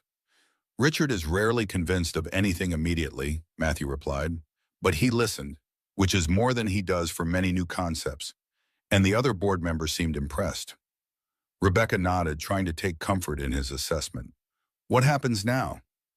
Now you go back to your workstation while we discuss and vote, Matthew explained. I'll let you know the outcome as soon as we've reached a decision. The next 2 hours were among the longest of Rebecca's life. She sat at her desk, unable to focus on any other work, alternating between hope and despair as she replayed every moment of her presentation in her mind. Had she been clear enough? Convincing enough? Had her lack of formal credentials ultimately undermined her concept? Finally, Olivia appeared at her workstation. Matthew would like to see you in his office, she said, her expression revealing nothing. Rebecca's heart pounded as she made her way to the executive floor. This was it, the moment that would determine whether her brief taste of stability and professional fulfillment would continue or come to an abrupt end. Matthew was standing by the window when she entered, gazing out at the Chicago skyline. He turned as she closed the door behind her, and she searched his face for some indication of the board's decision. They approved it, he said simply. The Emotion Dolls project will move forward to full development and production. Relief flooded through Rebecca so intensely that she had to grip the back of a chair to steady herself. Really? Even with the higher production costs? Matthew nodded, a smile breaking through his usually reserved demeanor. Really, your presentation was compelling, and Dr. Bennett's endorsement carried significant weight. The board agreed that the therapeutic and educational value justifies the premium price point. And Richard? Rebecca couldn't help asking. Richard abstained from the vote, Matthew replied, his expression growing more serious. He still has concerns about profit margins, but he acknowledged the concept's merits. Rebecca sank into the chair, the tension of the past weeks finally releasing. I can't believe it, she whispered. Thank you for giving me this chance. You earned it, Matthew said firmly. And there's more. The board has approved your transition from consultant to full-time employee with the title of Project Design Director for the Emotion Dolls line. It comes with a significant salary increase, full benefits, and stock options. Rebecca stared at him, stunned. This was beyond anything she had hoped for. A real career, financial security for her family, professional recognition of her abilities. Say something, Matthew prompted, looking slightly concerned by her silence. I don't know what to say, Rebecca admitted, her voice thick with emotion. This changes everything for me and the girls. Everything. You deserve it, Matthew said quietly. Your talent deserves to be recognized and developed. And Reynolds Innovation needs fresh thinking like yours. He paused, seeming to debate whether to continue. Laura would have been the first to champion your concept. She always believed that toys should nurture the whole child, mind, body, and heart. The mention of Laura brought a warmth to Rebecca's chest. Over the past months, she had come to feel a curious connection to this woman she had never met, a kindred spirit whose vision had created the company that was now changing her life. I wish I could have known her, Rebecca said softly. Matthew's eyes grew distant for a moment. She would have liked you, he said finally. Your determination, your creativity, the way you put your daughters first, always. An awareness of something shifting between them hung in the air, a recognition of mutual respect evolving into something less easily defined. Rebecca felt it and saw that Matthew felt it too, though neither acknowledged it directly. I should go call the girls, she said, breaking the moment. Sophie and Lily will be so excited when I tell them the dolls are going to be real toys that other children can play with. Matthew nodded, professional composure returning. Of course. And we should schedule a meeting tomorrow to begin planning the next phase of development. As Rebecca left his office, she felt as though she was walking on air. After years of struggle and sacrifice, doors were finally opening. Her designs would help children beyond her own daughters. Her talent had been recognized. She had a real future at Reynolds Innovation. What she couldn't know was that forces were already in motion that would soon threaten everything she had worked so hard to build. 6 months after her presentation to the board, Rebecca stood in the main product development studio, surrounded by the nearly completed Emotion Dolls line. What had begun as simple wooden toys created at her kitchen table had evolved into a sophisticated product range ready for market. The core concept remained the same. Dolls with interchangeable facial expressions to help children identify and express emotions. But the execution had been refined and expanded with the resources of Reynolds Innovation behind it. There were now 12 different doll designs representing various ages, genders, and ethnicities, each with a complete set of emotion plates and accessories. Rebecca moved among the prototypes with quiet pride, adjusting a detail here, checking a mechanism there. The past 6 months had been the most intense and rewarding of her professional life. A steep learning curve of corporate procedures, manufacturing considerations, and marketing strategies, all while maintaining the integrity of her original vision. They look ready, said a voice behind her. Rebecca turned to find Matthew approaching, dressed more casually than usual in khakis and a button-down shirt with rolled sleeves. Since her promotion, their working relationship had evolved into a collaborative partnership. Matthew had gradually shed some of his reserved formality, allowing glimpses of the passionate creator who had founded the company with Laura. Almost, Rebecca replied, gesturing to a doll with brown skin and curly hair. We're still fine-tuning the happiness expression on Maya. The smile doesn't quite reach her eyes. Matthew picked up the doll, examining the facial plate critically. I see what you mean. The engineering team should be able to make that adjustment before final production. He set the doll down carefully. The internal launch event is scheduled for next Friday. Are you ready? Rebecca nodded, though butterflies immediately took flight in her stomach. The internal launch would be attended by the entire company as well as key retailers and educational consultants. It would be her first major public presentation as project design director. I think so. Dr. Bennett has agreed to speak about the therapeutic applications, and the marketing team has prepared some wonderful demonstrations with actual children using the dolls. Good, Matthew said, though he seemed distracted. Rebecca, there's something I need to discuss with you. Can we go to my office? Concern flickered through her at his serious tone. Of course. As they walked through the building, Rebecca noticed employees watching them with curious eyes. Despite her professional success and the growing respect she had earned through hard work and innovation, she was still something of an anomaly at Reynolds Innovation. The single mother plucked from obscurity who now led a major product line.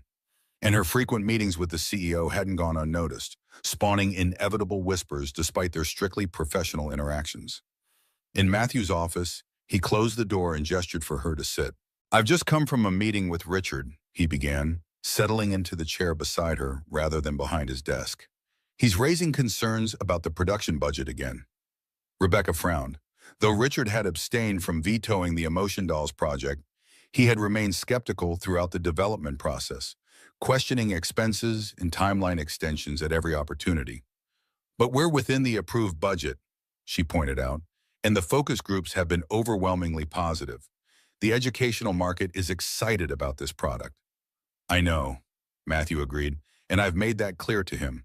But Richard is pushing for some last-minute changes to reduce costs, cheaper materials, fewer facial expressions, simplifying the packaging. Rebecca felt a surge of protective indignation. Those changes would compromise everything that makes the dolls effective. The quality of the materials is essential for the tactile experience, and limiting the emotional range defeats the entire purpose. I agree, Matthew said firmly, and I've told him we won't be making those changes. The product will launch as designed. Relief washed through her. Thank you. Matthew hesitated, then continued, but there's something else you should be aware of. Richard has been asking questions about your background and qualifications. He seems unusually interested in your personal history. A chill ran down Rebecca's spine. What kind of questions? About your time at Cornell, your family situation, how you and I met. Matthew looked uncomfortable. I've told him it's irrelevant to your professional performance, which has been exemplary, but I wanted you to know. Rebecca's mind raced. She had nothing to hide, but the idea of her personal struggles being scrutinized by someone who clearly doubted her worth made her skin crawl. Do you think he's trying to find a reason to discredit the project? Or me? Matthew sighed. Richard has always been protective of the company's resources and reputation. He and Laura were close colleagues before she and I started Reynolds Innovation. In fact, she was his student when he taught at Cornell. He's always felt a certain ownership of her legacy. This was new information for Rebecca. So this is personal for him? In a way, Matthew acknowledged. After Laura died, Richard wanted me to sell the company. He argued that without her creative direction, we should take the offers that were coming in from larger corporations. When I refused, he stayed on as CFO, but has been more challenging ever since. Rebecca processed this revelation. And now he sees me as somehow threatening that legacy? Matthew looked at her directly. Or continuing it, which might be even more threatening to his vision for the company's future. The subtext was clear. Richard wasn't just questioning her credentials. He was questioning her growing influence on Matthew and the company's direction. I see, Rebecca said quietly. What do you suggest I do? Nothing different, Matthew replied firmly. Continue doing the excellent work you have been doing. The Emotion Dolls will speak for themselves when they're released, and Richard, for all his doubts, is a businessman. Success will ultimately change his mind. Before Rebecca could respond, there was a knock at the door, and Olivia entered after Matthew's acknowledgement. I'm sorry to interrupt, she said, but the school just called. There's been an incident with Sophie and Lily. Rebecca stood immediately, alarm rising. What kind of incident? Are they hurt? Not physically, Olivia assured her, but apparently there was an altercation with some other children. The principal would like you to come as soon as possible. Rebecca gathered her purse, anxiety replacing their previous conversation. I need to go. Of course, Matthew said, rising as well. Take my car. It's faster than waiting for a taxi. Olivia, call my driver, please. That's not necessary, Rebecca began, but Matthew cut her off. It is. Go to your daughters. We can continue this discussion later. 20 minutes later, Rebecca sat in the principal's office at Lakeside Elementary, where Sophie and Lily had been enrolled since moving to a better apartment near the school. The twins sat beside her, unusually subdued. Sophie had clearly been crying, while Lily maintained her typical solemn expression, though her eyes held a wounded look that tore at Rebecca's heart. Ms. Harper, thank you for coming so quickly, Principal Davis said, her kind face creased with concern. I wanted to discuss this situation with you directly rather than just sending the girls home with a note. What happened? Rebecca asked, glancing at her daughters. The principal hesitated, choosing her words carefully. It seems there was some unkind talk on the playground about you and your family situation. Rebecca's stomach dropped. What kind of talk? Mom, Sophie interjected, her voice trembling. Jenny Miller said you were only pretending to design toys so you could trick Mr. Reynolds into giving you money because we're poor. She said her mom told her you were a gold digger. She stumbled over the unfamiliar term. Rebecca felt as though the air had been sucked from the room. She stared at her daughter, momentarily speechless, as the cruel words hung in the space between them. And then Tommy said we only got into the school because you— Lily's voice was barely audible, her eyes downcast. Because you were dating our boss. He said his dad works at Reynolds too, and everyone knows. Principal Davis cleared her throat awkwardly. Children often misunderstand adult situations and repeat things they've heard at home without context. I've spoken with Jenny and Tommy about the importance of kindness and not spreading hurtful rumors, but I thought you should be aware. Rebecca nodded mechanically, her mind racing. Where had these children gotten such ideas? Who had been discussing her in their homes with such malice? What happened after they said these things? She managed to ask. Sophie looked up, a flash of defiance breaking through her tears. I told them they were lying, that you're the best toy designer in the whole world, and Mr. Reynolds hired you because you're smart. And then Sophie pushed Jenny, Lily added quietly, and Tommy laughed at us, so I kicked him in the shin. Principal Davis sighed. That's the other reason I called you in. While I understand the girls were provoked, we have a strict no-violence policy. Rebecca squeezed the twins' hands. I understand. Girls, you know we don't solve problems by pushing or kicking, no matter what someone says. But they were lying about you. Sophie protested, fresh tears welling in her eyes. I know, sweetheart, and I appreciate you wanting to defend me. But there are better ways to handle mean words. Rebecca turned back to the principal. What happens now? The children have all apologized to each other, and given the circumstances, I think we can consider this a learning opportunity rather than grounds for formal punishment. Principal Davis's expression softened. But Ms. Harper, you might want to prepare the girls for the possibility of more comments like these. Once rumors start circulating among parents, it can take time for them to dissipate. The drive home was silent, the twins unusually subdued in the back seat of the car service Matthew had arranged. Rebecca's mind churned with questions and growing dread. How widespread were these rumors? Had they reached the company itself? Was this connected to Richard Morgan's sudden interest in her background? As they entered their apartment, modest but comfortable in a safe neighborhood close to good schools, Rebecca knelt down to eye level with her daughters. I need you both to know something very important, she said, taking their small hands in hers. Mr. Reynolds hired me because of my design skills and hard work. The emotion dolls are being made because they're good toys that will help children. You never ever have to worry that anyone is saying true things when they suggest otherwise. We know, Mom, Sophie said with touching confidence. You're the best at making toys. And Mr. Reynolds isn't your boyfriend, Lily added with the direct clarity of a 5-year-old. He's just nice to us because he doesn't have any kids of his own. Rebecca hugged them both close, blinking back tears. That's right. Now how about some hot chocolate while we talk about better ways to handle mean words at school? Later that night after the twins were asleep, Rebecca sat at her laptop, searching for the source of the rumors. She hadn't wanted to ask Matthew directly.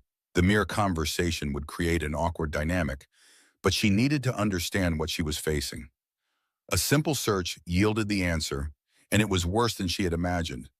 On the screen before her was an article from Business Wire, a popular business gossip site. Reynolds Innovation CEO's latest innovation. Single mom from Southside hired after chance meeting. The article wasn't explicitly accusatory, maintaining just enough journalistic restraint to avoid libel, but the insinuations were clear. It referenced her lack of completed formal education, her financial struggles, and speculated about the real reasons a CEO might take such personal interest in a struggling single mother. Most disturbingly, it contained personal details that few people knew. The name of her father's care facility before his death, the circumstances of her husband leaving during her pregnancy, even the fact that she had once faced eviction.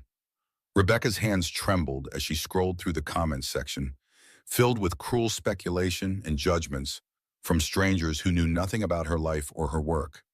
The article had been published 3 days ago, which explained the sudden change in how some colleagues had been treating her in the playground incidents with the twins.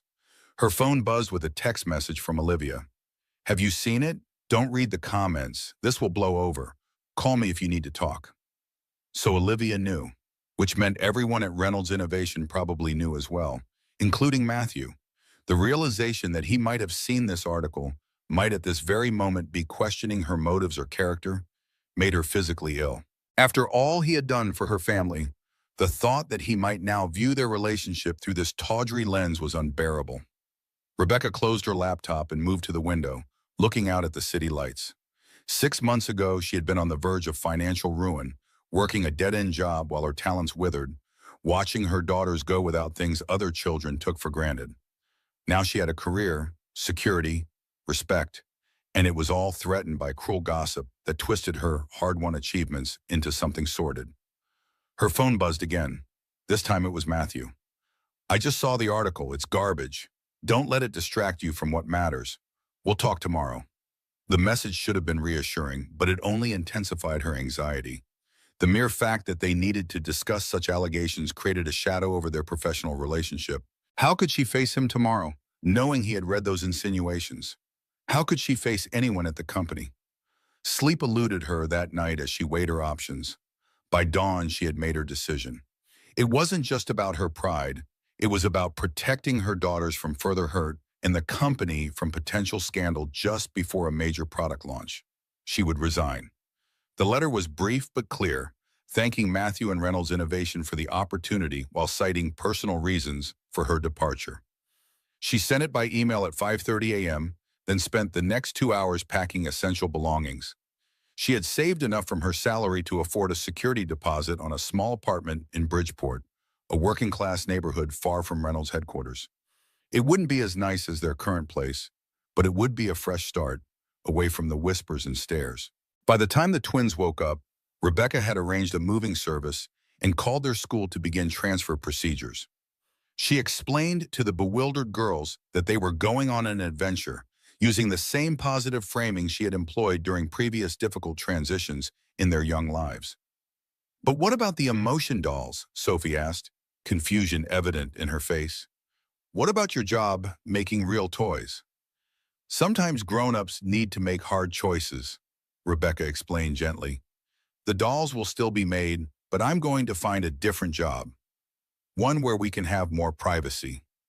"Is it because of what those kids said at school?" Lily asked, her perceptive gaze seeing straight through her mother's forced cheerfulness. Rebecca hesitated, then nodded. "Partly yes. Some grown-ups are saying unkind things too, and I don't want those words to hurt you anymore." "But they're lying," Sophie protested. "Why do we have to leave if they're the ones who are wrong?" "Because sometimes being right isn't enough, sweetheart," Rebecca said softly. "Sometimes it's better to make a fresh start where people don't have the wrong ideas about us." The twins exchanged one of their silent communications. Then Lily asked the question Rebecca had been dreading. "Does Mr. Reynolds know we're leaving?" "I've sent him a letter explaining everything," Rebecca assured them, avoiding the deeper implications of the question. "Now let's pack your favorite books and toys. We need to be ready when the movers arrive." At Reynolds Innovation headquarters, Matthew stared at his computer screen in disbelief, reading Rebecca's resignation letter for the 3rd time. He had been up most of the night, and after seeing the Business Wire article, furious at its thinly veiled accusations and determined to track down its source. Now this, a terse, Formal resignation delivered without warning or discussion. Olivia, he called, and his assistant appeared immediately at his door. Have you seen this? He gestured to the email. She nodded grimly. I just got a call from HR. Ms. Harper has already turned in her keycard and building pass. Matthew stood abruptly. Call her. Get her on the phone right now. I've tried, sir. Her company phone has been turned off, and she's not answering her personal number. Then I'm going to her apartment. He grabbed his jacket. Sir, Olivia said carefully, it might be better to give her some space. That article was brutal, and the comments were worse. Matthew paused, his expression darkening. Did you know about this before last night? Were there rumors circulating in the office? Olivia hesitated, then nodded reluctantly. Some talk, yes, mostly after she was promoted to director. But nothing like this public article. And no one thought to tell me. His voice was dangerously quiet. It was just office gossip, sir. Every company has it. And bringing it to your attention would only have given it more credibility. She met his gaze directly. Besides, you and Ms. Harper have always maintained a strictly professional relationship. There was nothing to the rumors. Matthew didn't respond to this directly, unwilling to examine too closely the complex emotions that had been developing over the months of working closely with Rebecca. Instead, he asked, do we know who leaked those personal details to the press? Not yet. It is checking email records, but if someone used a personal device or account, find out, Matthew said firmly. This wasn't just malicious gossip. It was a deliberate attempt to sabotage a key employee and, by extension, our most promising new product line. He picked up his phone. I'm still going to her apartment. She deserves better than this, Olivia. So do her daughters. But when Matthew arrived at Rebecca's building 20 minutes later, he was too late. The apartment managers informed him that Ms. Harper and her children had departed 2 hours earlier with a moving service. No, she hadn't left a forwarding address. No, she hadn't mentioned where they were going. And no, he couldn't provide any additional information due to tenant privacy policies. Matthew returned to his car, frustration building. He tried calling Rebecca again, but the call went straight to voicemail. Rebecca, it's Matthew. Please call me back. Whatever you've read or heard, we can fix this. The emotion dolls need you. The company needs you. He paused, then added more quietly, please don't disappear. At least let me know you and the girls are all right. Over the next 2 weeks, Matthew threw himself into damage control. Publicly, he issued a strong statement supporting Rebecca's professional credentials and contributions to Reynolds Innovation, while condemning the baseless speculation and invasion of privacy in the recent media coverage. Internally, he made it clear that any employee found to have contributed to the rumors or leak would face immediate termination. He also continued searching for Rebecca, but she had effectively vanished. Her social media accounts had been deactivated, her email went unanswered, and the few professional contacts she had made at the company claimed they had no idea where she had gone. The Emotion Dolls project continued under the guidance of the design team, but without Rebecca's vision and passion, something essential was missing. Matthew found himself in the unusual position of taking a more hands-on role with the design elements, drawing on memories of his collaborations with Laura to make decisions he thought Rebecca would approve. During a late evening at the office, Richard Morgan appeared in Matthew's doorway, his expression unusually somber. Working late again? Richard observed, entering without invitation and settling into a chair across from Matthew's desk. Someone has to ensure the Emotion Dolls launch stays on schedule, Matthew replied, not bothering to hide the edge in his voice. He had been coldly professional with Richard since Rebecca's departure, unable to shake the suspicion that his CFO might have been involved in the leak. About that, Richard said, straightening his already impeccable tie, the board is concerned about the project's viability without its originator. Harper's resignation has created significant disruption, and the PR fallout from that article hasn't helped matters. The PR fallout that someone deliberately engineered, Matthew noted pointedly, and her name is Rebecca, not Harper. You worked with her for 6 months. You could at least show that basic respect. Richard's expression remained impassive.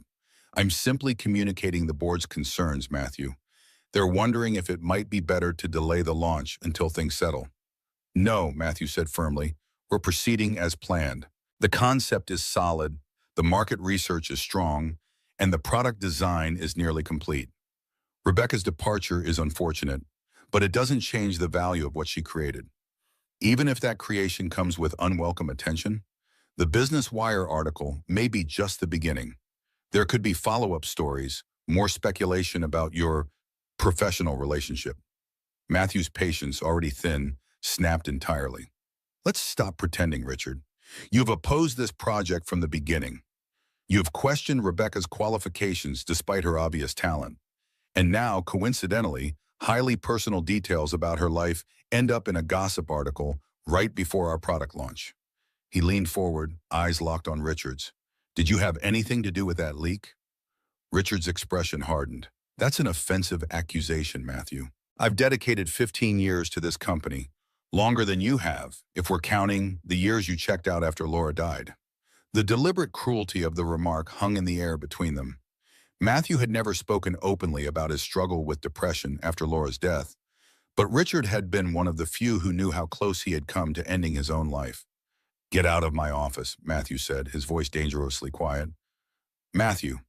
Now, Richard, before I say something we'll both regret. After Richard left, Matthew sat motionless, his mind churning with anger and suspicion. He had no proof that Richard was behind the leak, but the timing was too convenient, the personal details too specific to have come from a casual acquaintance. He picked up his phone and called Olivia, despite the late hour. I need you to do something for me first thing tomorrow, he told her. Contact every employee in IT and have them search Richard's company email and browser history for the past month. Any contact with news outlets, any searches for information about Rebecca Harper. And check his calendar. I want to know who he's been meeting with. The next morning brought an unexpected breakthrough, but not from the direction Matthew had anticipated. Tom Daniels, a junior member of the IT department, requested an urgent meeting. I think I know how the information about Ms. Harper got leaked, he said nervously, once they were alone in Matthew's office. But sir, I need assurance that I won't face repercussions for coming forward. You have my word, Matthew assured him. What do you know? 2 weeks ago, Mr. Morgan asked me to recover some deleted emails from Ms. Harper's company account. He said it was for a security audit and showed me proper authorization paperwork. Tom fidgeted with his tie. But after I gave him the recovered data, I noticed some unusual external email activity from his account. He contacted a reporter at Business Wire, forwarding what looked like personal information about Ms. Harper. Matthew's jaw tightened. Do you have proof of this? Tom nodded, placing a flash drive on the desk. Screenshots and logs. I should have reported it immediately, but I was afraid. Mr. Morgan is a senior executive, and I'm just a tech. But after seeing what happened to Ms. Harper and her daughters, it didn't feel right to stay quiet. You did the right thing coming forward, Matthew said, and I'll make sure you are protected. After reviewing the evidence, which clearly showed Richard sending Rebecca's personal information to a Business Wire reporter with a note suggesting she might want to look into the background of Reynolds Innovation's newest executive, Matthew called an emergency meeting with the company's legal counsel. The conclusion was inevitable. Richard Morgan's actions constituted a serious breach of company ethics and possibly employment law. By that afternoon, he had been escorted from the building, his access revoked, and a formal investigation launched. The immediate corporate crisis addressed, Matthew returned to the more personal problem: finding Rebecca. With Richard's sabotage confirmed, surely she would reconsider her resignation if she knew the truth. But first, he had to locate her. The breakthrough came from an unexpected source. During a scheduled classroom visit to test the Emotion Dolls prototypes with children, Matthew encountered Sophie and Lily's former teacher from Lakeside Elementary. Mr. Reynolds, she greeted him warmly. It's lovely to see you again. The children miss having Sophie and Lily in class. Such bright, creative girls. Yes, they are, Matthew agreed, seizing the opportunity. I've been trying to reach their mother about some of her belongings left at the office. You wouldn't happen to know where they've transferred to? The teacher hesitated. I'm not supposed to share that information, but since you're a family friend, I believe Ms. Harper mentioned enrolling them at Bridgeport Elementary. They've moved to that neighborhood, I think. Bridgeport, a working-class area on the south side, far from the corporate environment of downtown Chicago. It wasn't much to go on, but it was a start. That weekend, Matthew drove to Bridgeport, a neighborhood of modest brick apartments and small family businesses. Without an address, he had little hope of finding Rebecca directly, but perhaps he could discover where she was working. He visited shops and cafes, showing Rebecca's photo and asking if anyone had seen her, but met only shaking heads and suspicious glances. Ready to give up for the day, he stopped at a small craft store called Maker's Corner. The elderly woman behind the counter eyed him warily as he approached. "Excuse me," Matthew began, showing the photo on his phone. "I'm looking for this woman, Rebecca Harper. She may have recently moved to this area with her twin daughters." The woman's expression remained neutral. "What do you want with her?" The directness of the question caught Matthew off guard. "I'm Matthew Reynolds. We work together. There's been a misunderstanding and I need to speak with her." "You're the CEO," the woman said, recognition dawning. "The one from the toy company." Matthew nodded, hope rising. "You know Rebecca?" The woman studied him for a long moment, then made a decision. "She works here 3 days a week, helps with custom orders, and teaches children's craft classes. Good with her hands, that one." "Is she here today?" Matthew asked eagerly. "Back room, inventory." "But listen," the woman leaned forward, her voice dropping. "That girl's been through enough. She came here to start fresh, not to have her past chase her down. Whatever you've got to say, make it kind." Matthew nodded solemnly. "I understand. Thank you." The back room was small and crowded with shelves of craft supplies. Rebecca stood with her back to the door, counting spools of ribbon and marking them in a notebook. She wore jeans and a simple blue sweater, her blonde hair pulled back in a practical ponytail. Even in this mundane setting, doing ordinary work, there was a grace and focus to her movements that Matthew had come to recognize. "Rebecca," he said softly. She froze, then slowly turned. The shock on her face gave way to a complex mix of emotions, embarrassment, wariness, and something else he couldn't quite identify. "Matthew," she said, her voice carefully controlled. "How did you find me?" "It wasn't easy," he admitted. "You're very good at disappearing." "I had practice after my ex-husband left," she said, setting down her notebook. "What are you doing here?" "We identified the source of the leak," Matthew said, deciding directness was the best approach. "It was Richard. He accessed your personal information and sent it to that reporter. He's been fired, and we're pursuing legal action for the breach of privacy." Rebecca's eyes widened. "Richard? But why would he—" "To sabotage the Emotion Dolls project," Matthew explained. "He's been pushing to sell the company for years. Your success threatened that agenda." He took a step forward. "Rebecca, none of those rumors were true. No one who matters believed them. Please come back. The project needs you. The dolls are your creation. You should be there when they launch." Rebecca crossed her arms, a protective gesture. "It's not that simple, Matthew. Those rumors affected my daughters. They were bullied at school because of me, because of implications about us." She met his gaze directly. "And even if Richard started it, those whispers were already there. People were already talking." "People always talk," Matthew countered. "But we know the truth. We've never been anything but professional colleagues who respect each other's work." Something flickered in Rebecca's eyes. Disappointment, resignation. She looked away. "Exactly. Which is why I need to make a clean break. Find somewhere I can be judged on my own merits without complications." "The Emotion Dolls are your merits," Matthew insisted. "Don't let Richard take that away from you. Don't let rumors rob you of what you've earned." Rebecca sighed, running a hand through her hair. "It's not just about the job, Matthew. It's about Sophie and Lily. They're finally settling in here. New school, new friends. I can't uproot them again because of my professional ambitions." Matthew recognized the impasse. Pushing harder would only drive her further away. "I understand," he said finally. "But will you at least consider coming to the launch? Not as an employee, but as the creator. You deserve to see your vision become reality."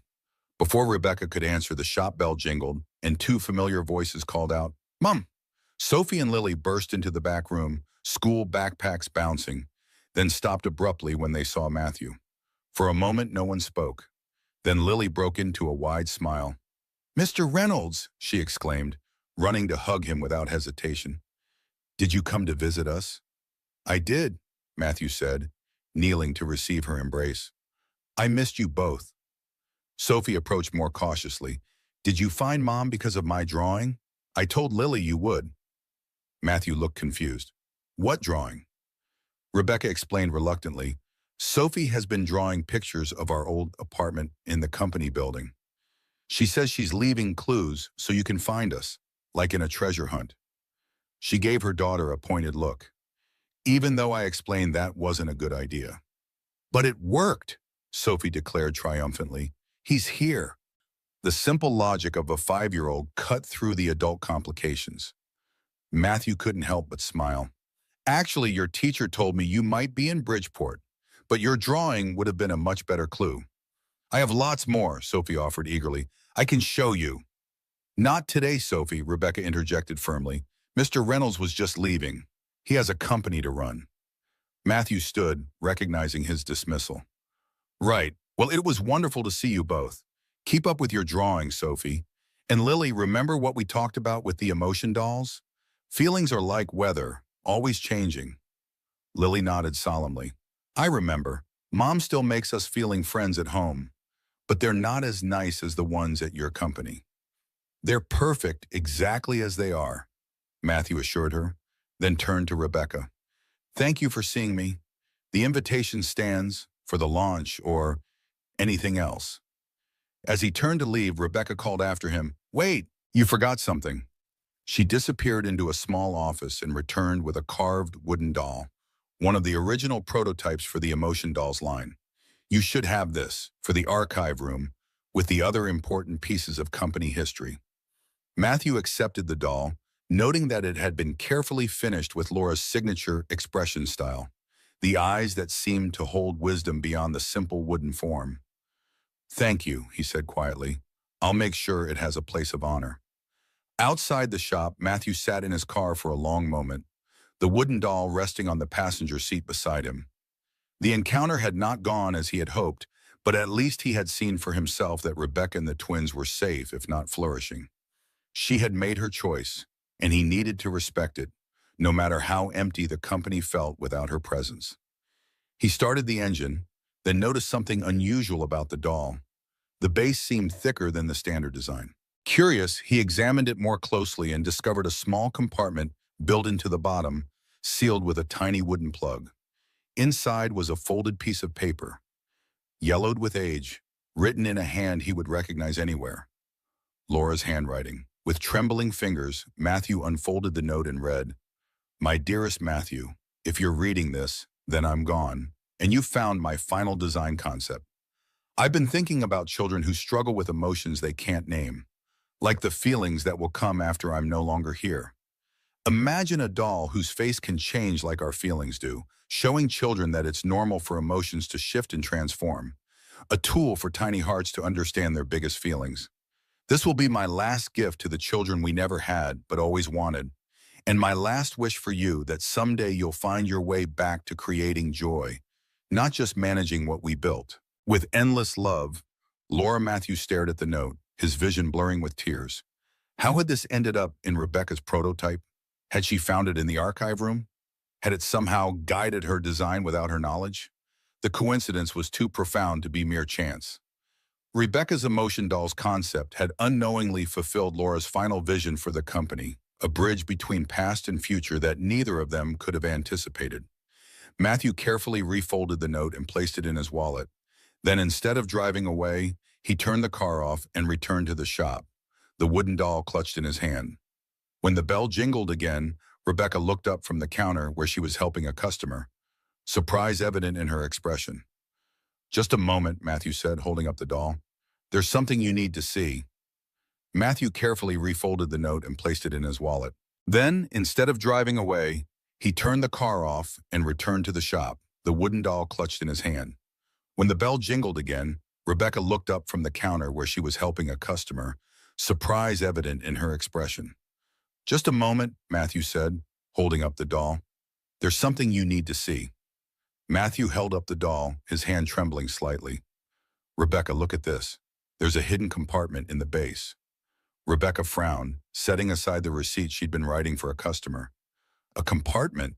I never designed one in the prototypes. I know. That's why I came back. Matthew carefully removed the small wooden plug and extracted the yellowed paper. This was inside. It's from Laura. Rebecca's eyes widened as she accepted the unfolded note. Her gaze moved across the handwritten lines, her expression shifting from confusion to astonishment.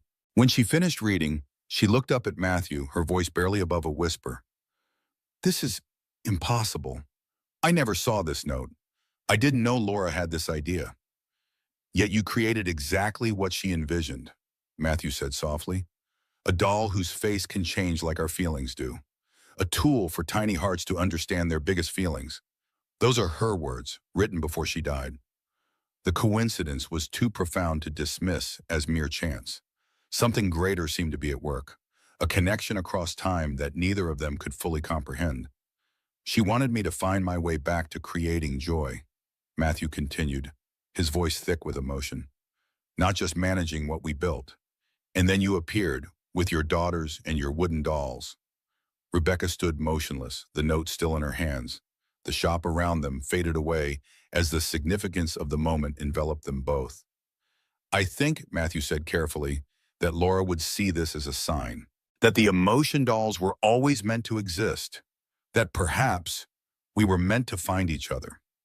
Before Rebecca could respond, the shop bell jingled again as the front door opened. Sophie and Lily's teacher appeared, looking apologetic. I'm so sorry to interrupt, Ms. Harper, but the after-school program ended early today due to a staff meeting. I offered to drop the girls off since it was on my way home. The moment between Matthew and Rebecca hung suspended as reality reasserted itself. The shop, the teacher, the responsibilities that couldn't be ignored. Thank you, Ms. Chen, Rebecca managed. I appreciate that. As the teacher left, Sophie and Lily looked between their mother and Matthew, sensing the charged atmosphere. What's that paper? Sophie asked, her natural curiosity irrepressible. Matthew exchanged a glance with Rebecca, who nodded slightly. It's a very special letter, he explained, kneeling to the girl's level. From my wife who died. She had an idea for toys that help children with their feelings, just like your mom's feeling friends. Lily's eyes widened. Like magic? Maybe a little like magic, Matthew agreed with gentle smile. Rebecca carefully refolded the note and handed it back to Matthew. Girls, why don't you go to the break room and have your snack? I need to talk to Mr. Reynolds for a few minutes. Once the twins had disappeared into the back, Rebecca took a deep breath. Matthew, I don't know what to make of this. It's extraordinary. Come back, he said simply. Not just for the launch. Come back to the company, to the project. The emotion dolls are your creation, but they're also Laura's final gift. They deserve to have both of you behind them. Rebecca shook her head, conflict evident in her expression. The rumors are being addressed, Matthew interrupted firmly. Richard has been fired. We're issuing a formal retraction and apology. The board has unanimously backed you and the project. He hesitated, then added more softly, but even if none of that were true, I would still be asking you to come back. Because the dolls matter. Because your talent matters. And because, he paused, gathering courage. Because you and the girls matter to me. More than I expected. More than I thought possible after Laura. Rebecca looked away, blinking rapidly. I need time to think. This is all so sudden. Of course, Matthew nodded, understanding in his eyes. Take all the time you need. Just promise me you'll consider it, and that you'll come to the launch, no matter what you decide. Rebecca met his gaze again, a small smile finally breaking through. I promise. So 1 year later, the spacious living room of the Lincoln Park apartment overlooked Lake Michigan, the evening light painting the water in shades of gold and amber. Through the floor-to-ceiling windows, the Chicago skyline created a glittering backdrop to the domestic scene within. Matthew sat on the plush sectional sofa, his tie loosened and sleeves rolled up after a long day at the office. Beside him, Sophie and Lily, now 6 years old, were carefully arranging photographs in a handmade album, their face intense with concentration. Is this one good? Sophie asked, holding up a photograph of the four of them at the Emotion Buddies launch event. Perfect, Matthew nodded, watching as she carefully positioned it on the page. Rebecca emerged from the kitchen, carrying a tray with mugs of hot chocolate topped with whipped cream. a family tradition for special occasions. She had traded her work clothes for comfortable jeans and a soft sweater, her blonde hair falling loose around her shoulders. "How's the anniversary album coming along?" she asked, setting the tray on the coffee table. "Almost done," Lily replied, "but we need the special picture." Matthew reached into his pocket and withdrew a small envelope. "This one?" Lily nodded solemnly as he handed her the photograph, a restored image of Laura with her bright red hair and brilliant smile, holding the very first wooden puzzle Reynolds Innovation had produced. "She goes on the first page," Lily instructed, carefully placing the photo in the center, "because she started everything." Rebecca sat beside Matthew, their shoulders touching comfortably as they watched the girls work. The past year had been a journey, returning to Reynolds Innovation, rebuilding trust, navigating their evolving relationship, and finally acknowledging what had been growing between them since that first night on the restaurant terrace. The Emotion Buddies line had launched to critical acclaim and commercial success, with orders from schools, therapists, and parents exceeding all projections. The therapeutic applications had expanded beyond what either of them had initially imagined, with special editions now being developed for children with autism, anxiety disorders, and trauma. "Look what I found," Sophie announced, pulling something from her backpack. She held up a newspaper clipping about the Reynolds Innovation Foundation, the nonprofit they had established to provide emotion buddies to children in hospitals, foster care, and underserved communities. "Where did you get that?" Rebecca asked, surprised. "Ms. Chen helped me print it from the computer," Sophie explained, "for our special page about helping other kids." Matthew smiled, remembering the day they had signed the foundation papers. Rebecca had insisted that the foundation's mission statement include Laura's words from her final note, a tool for tiny hearts to understand their biggest feelings.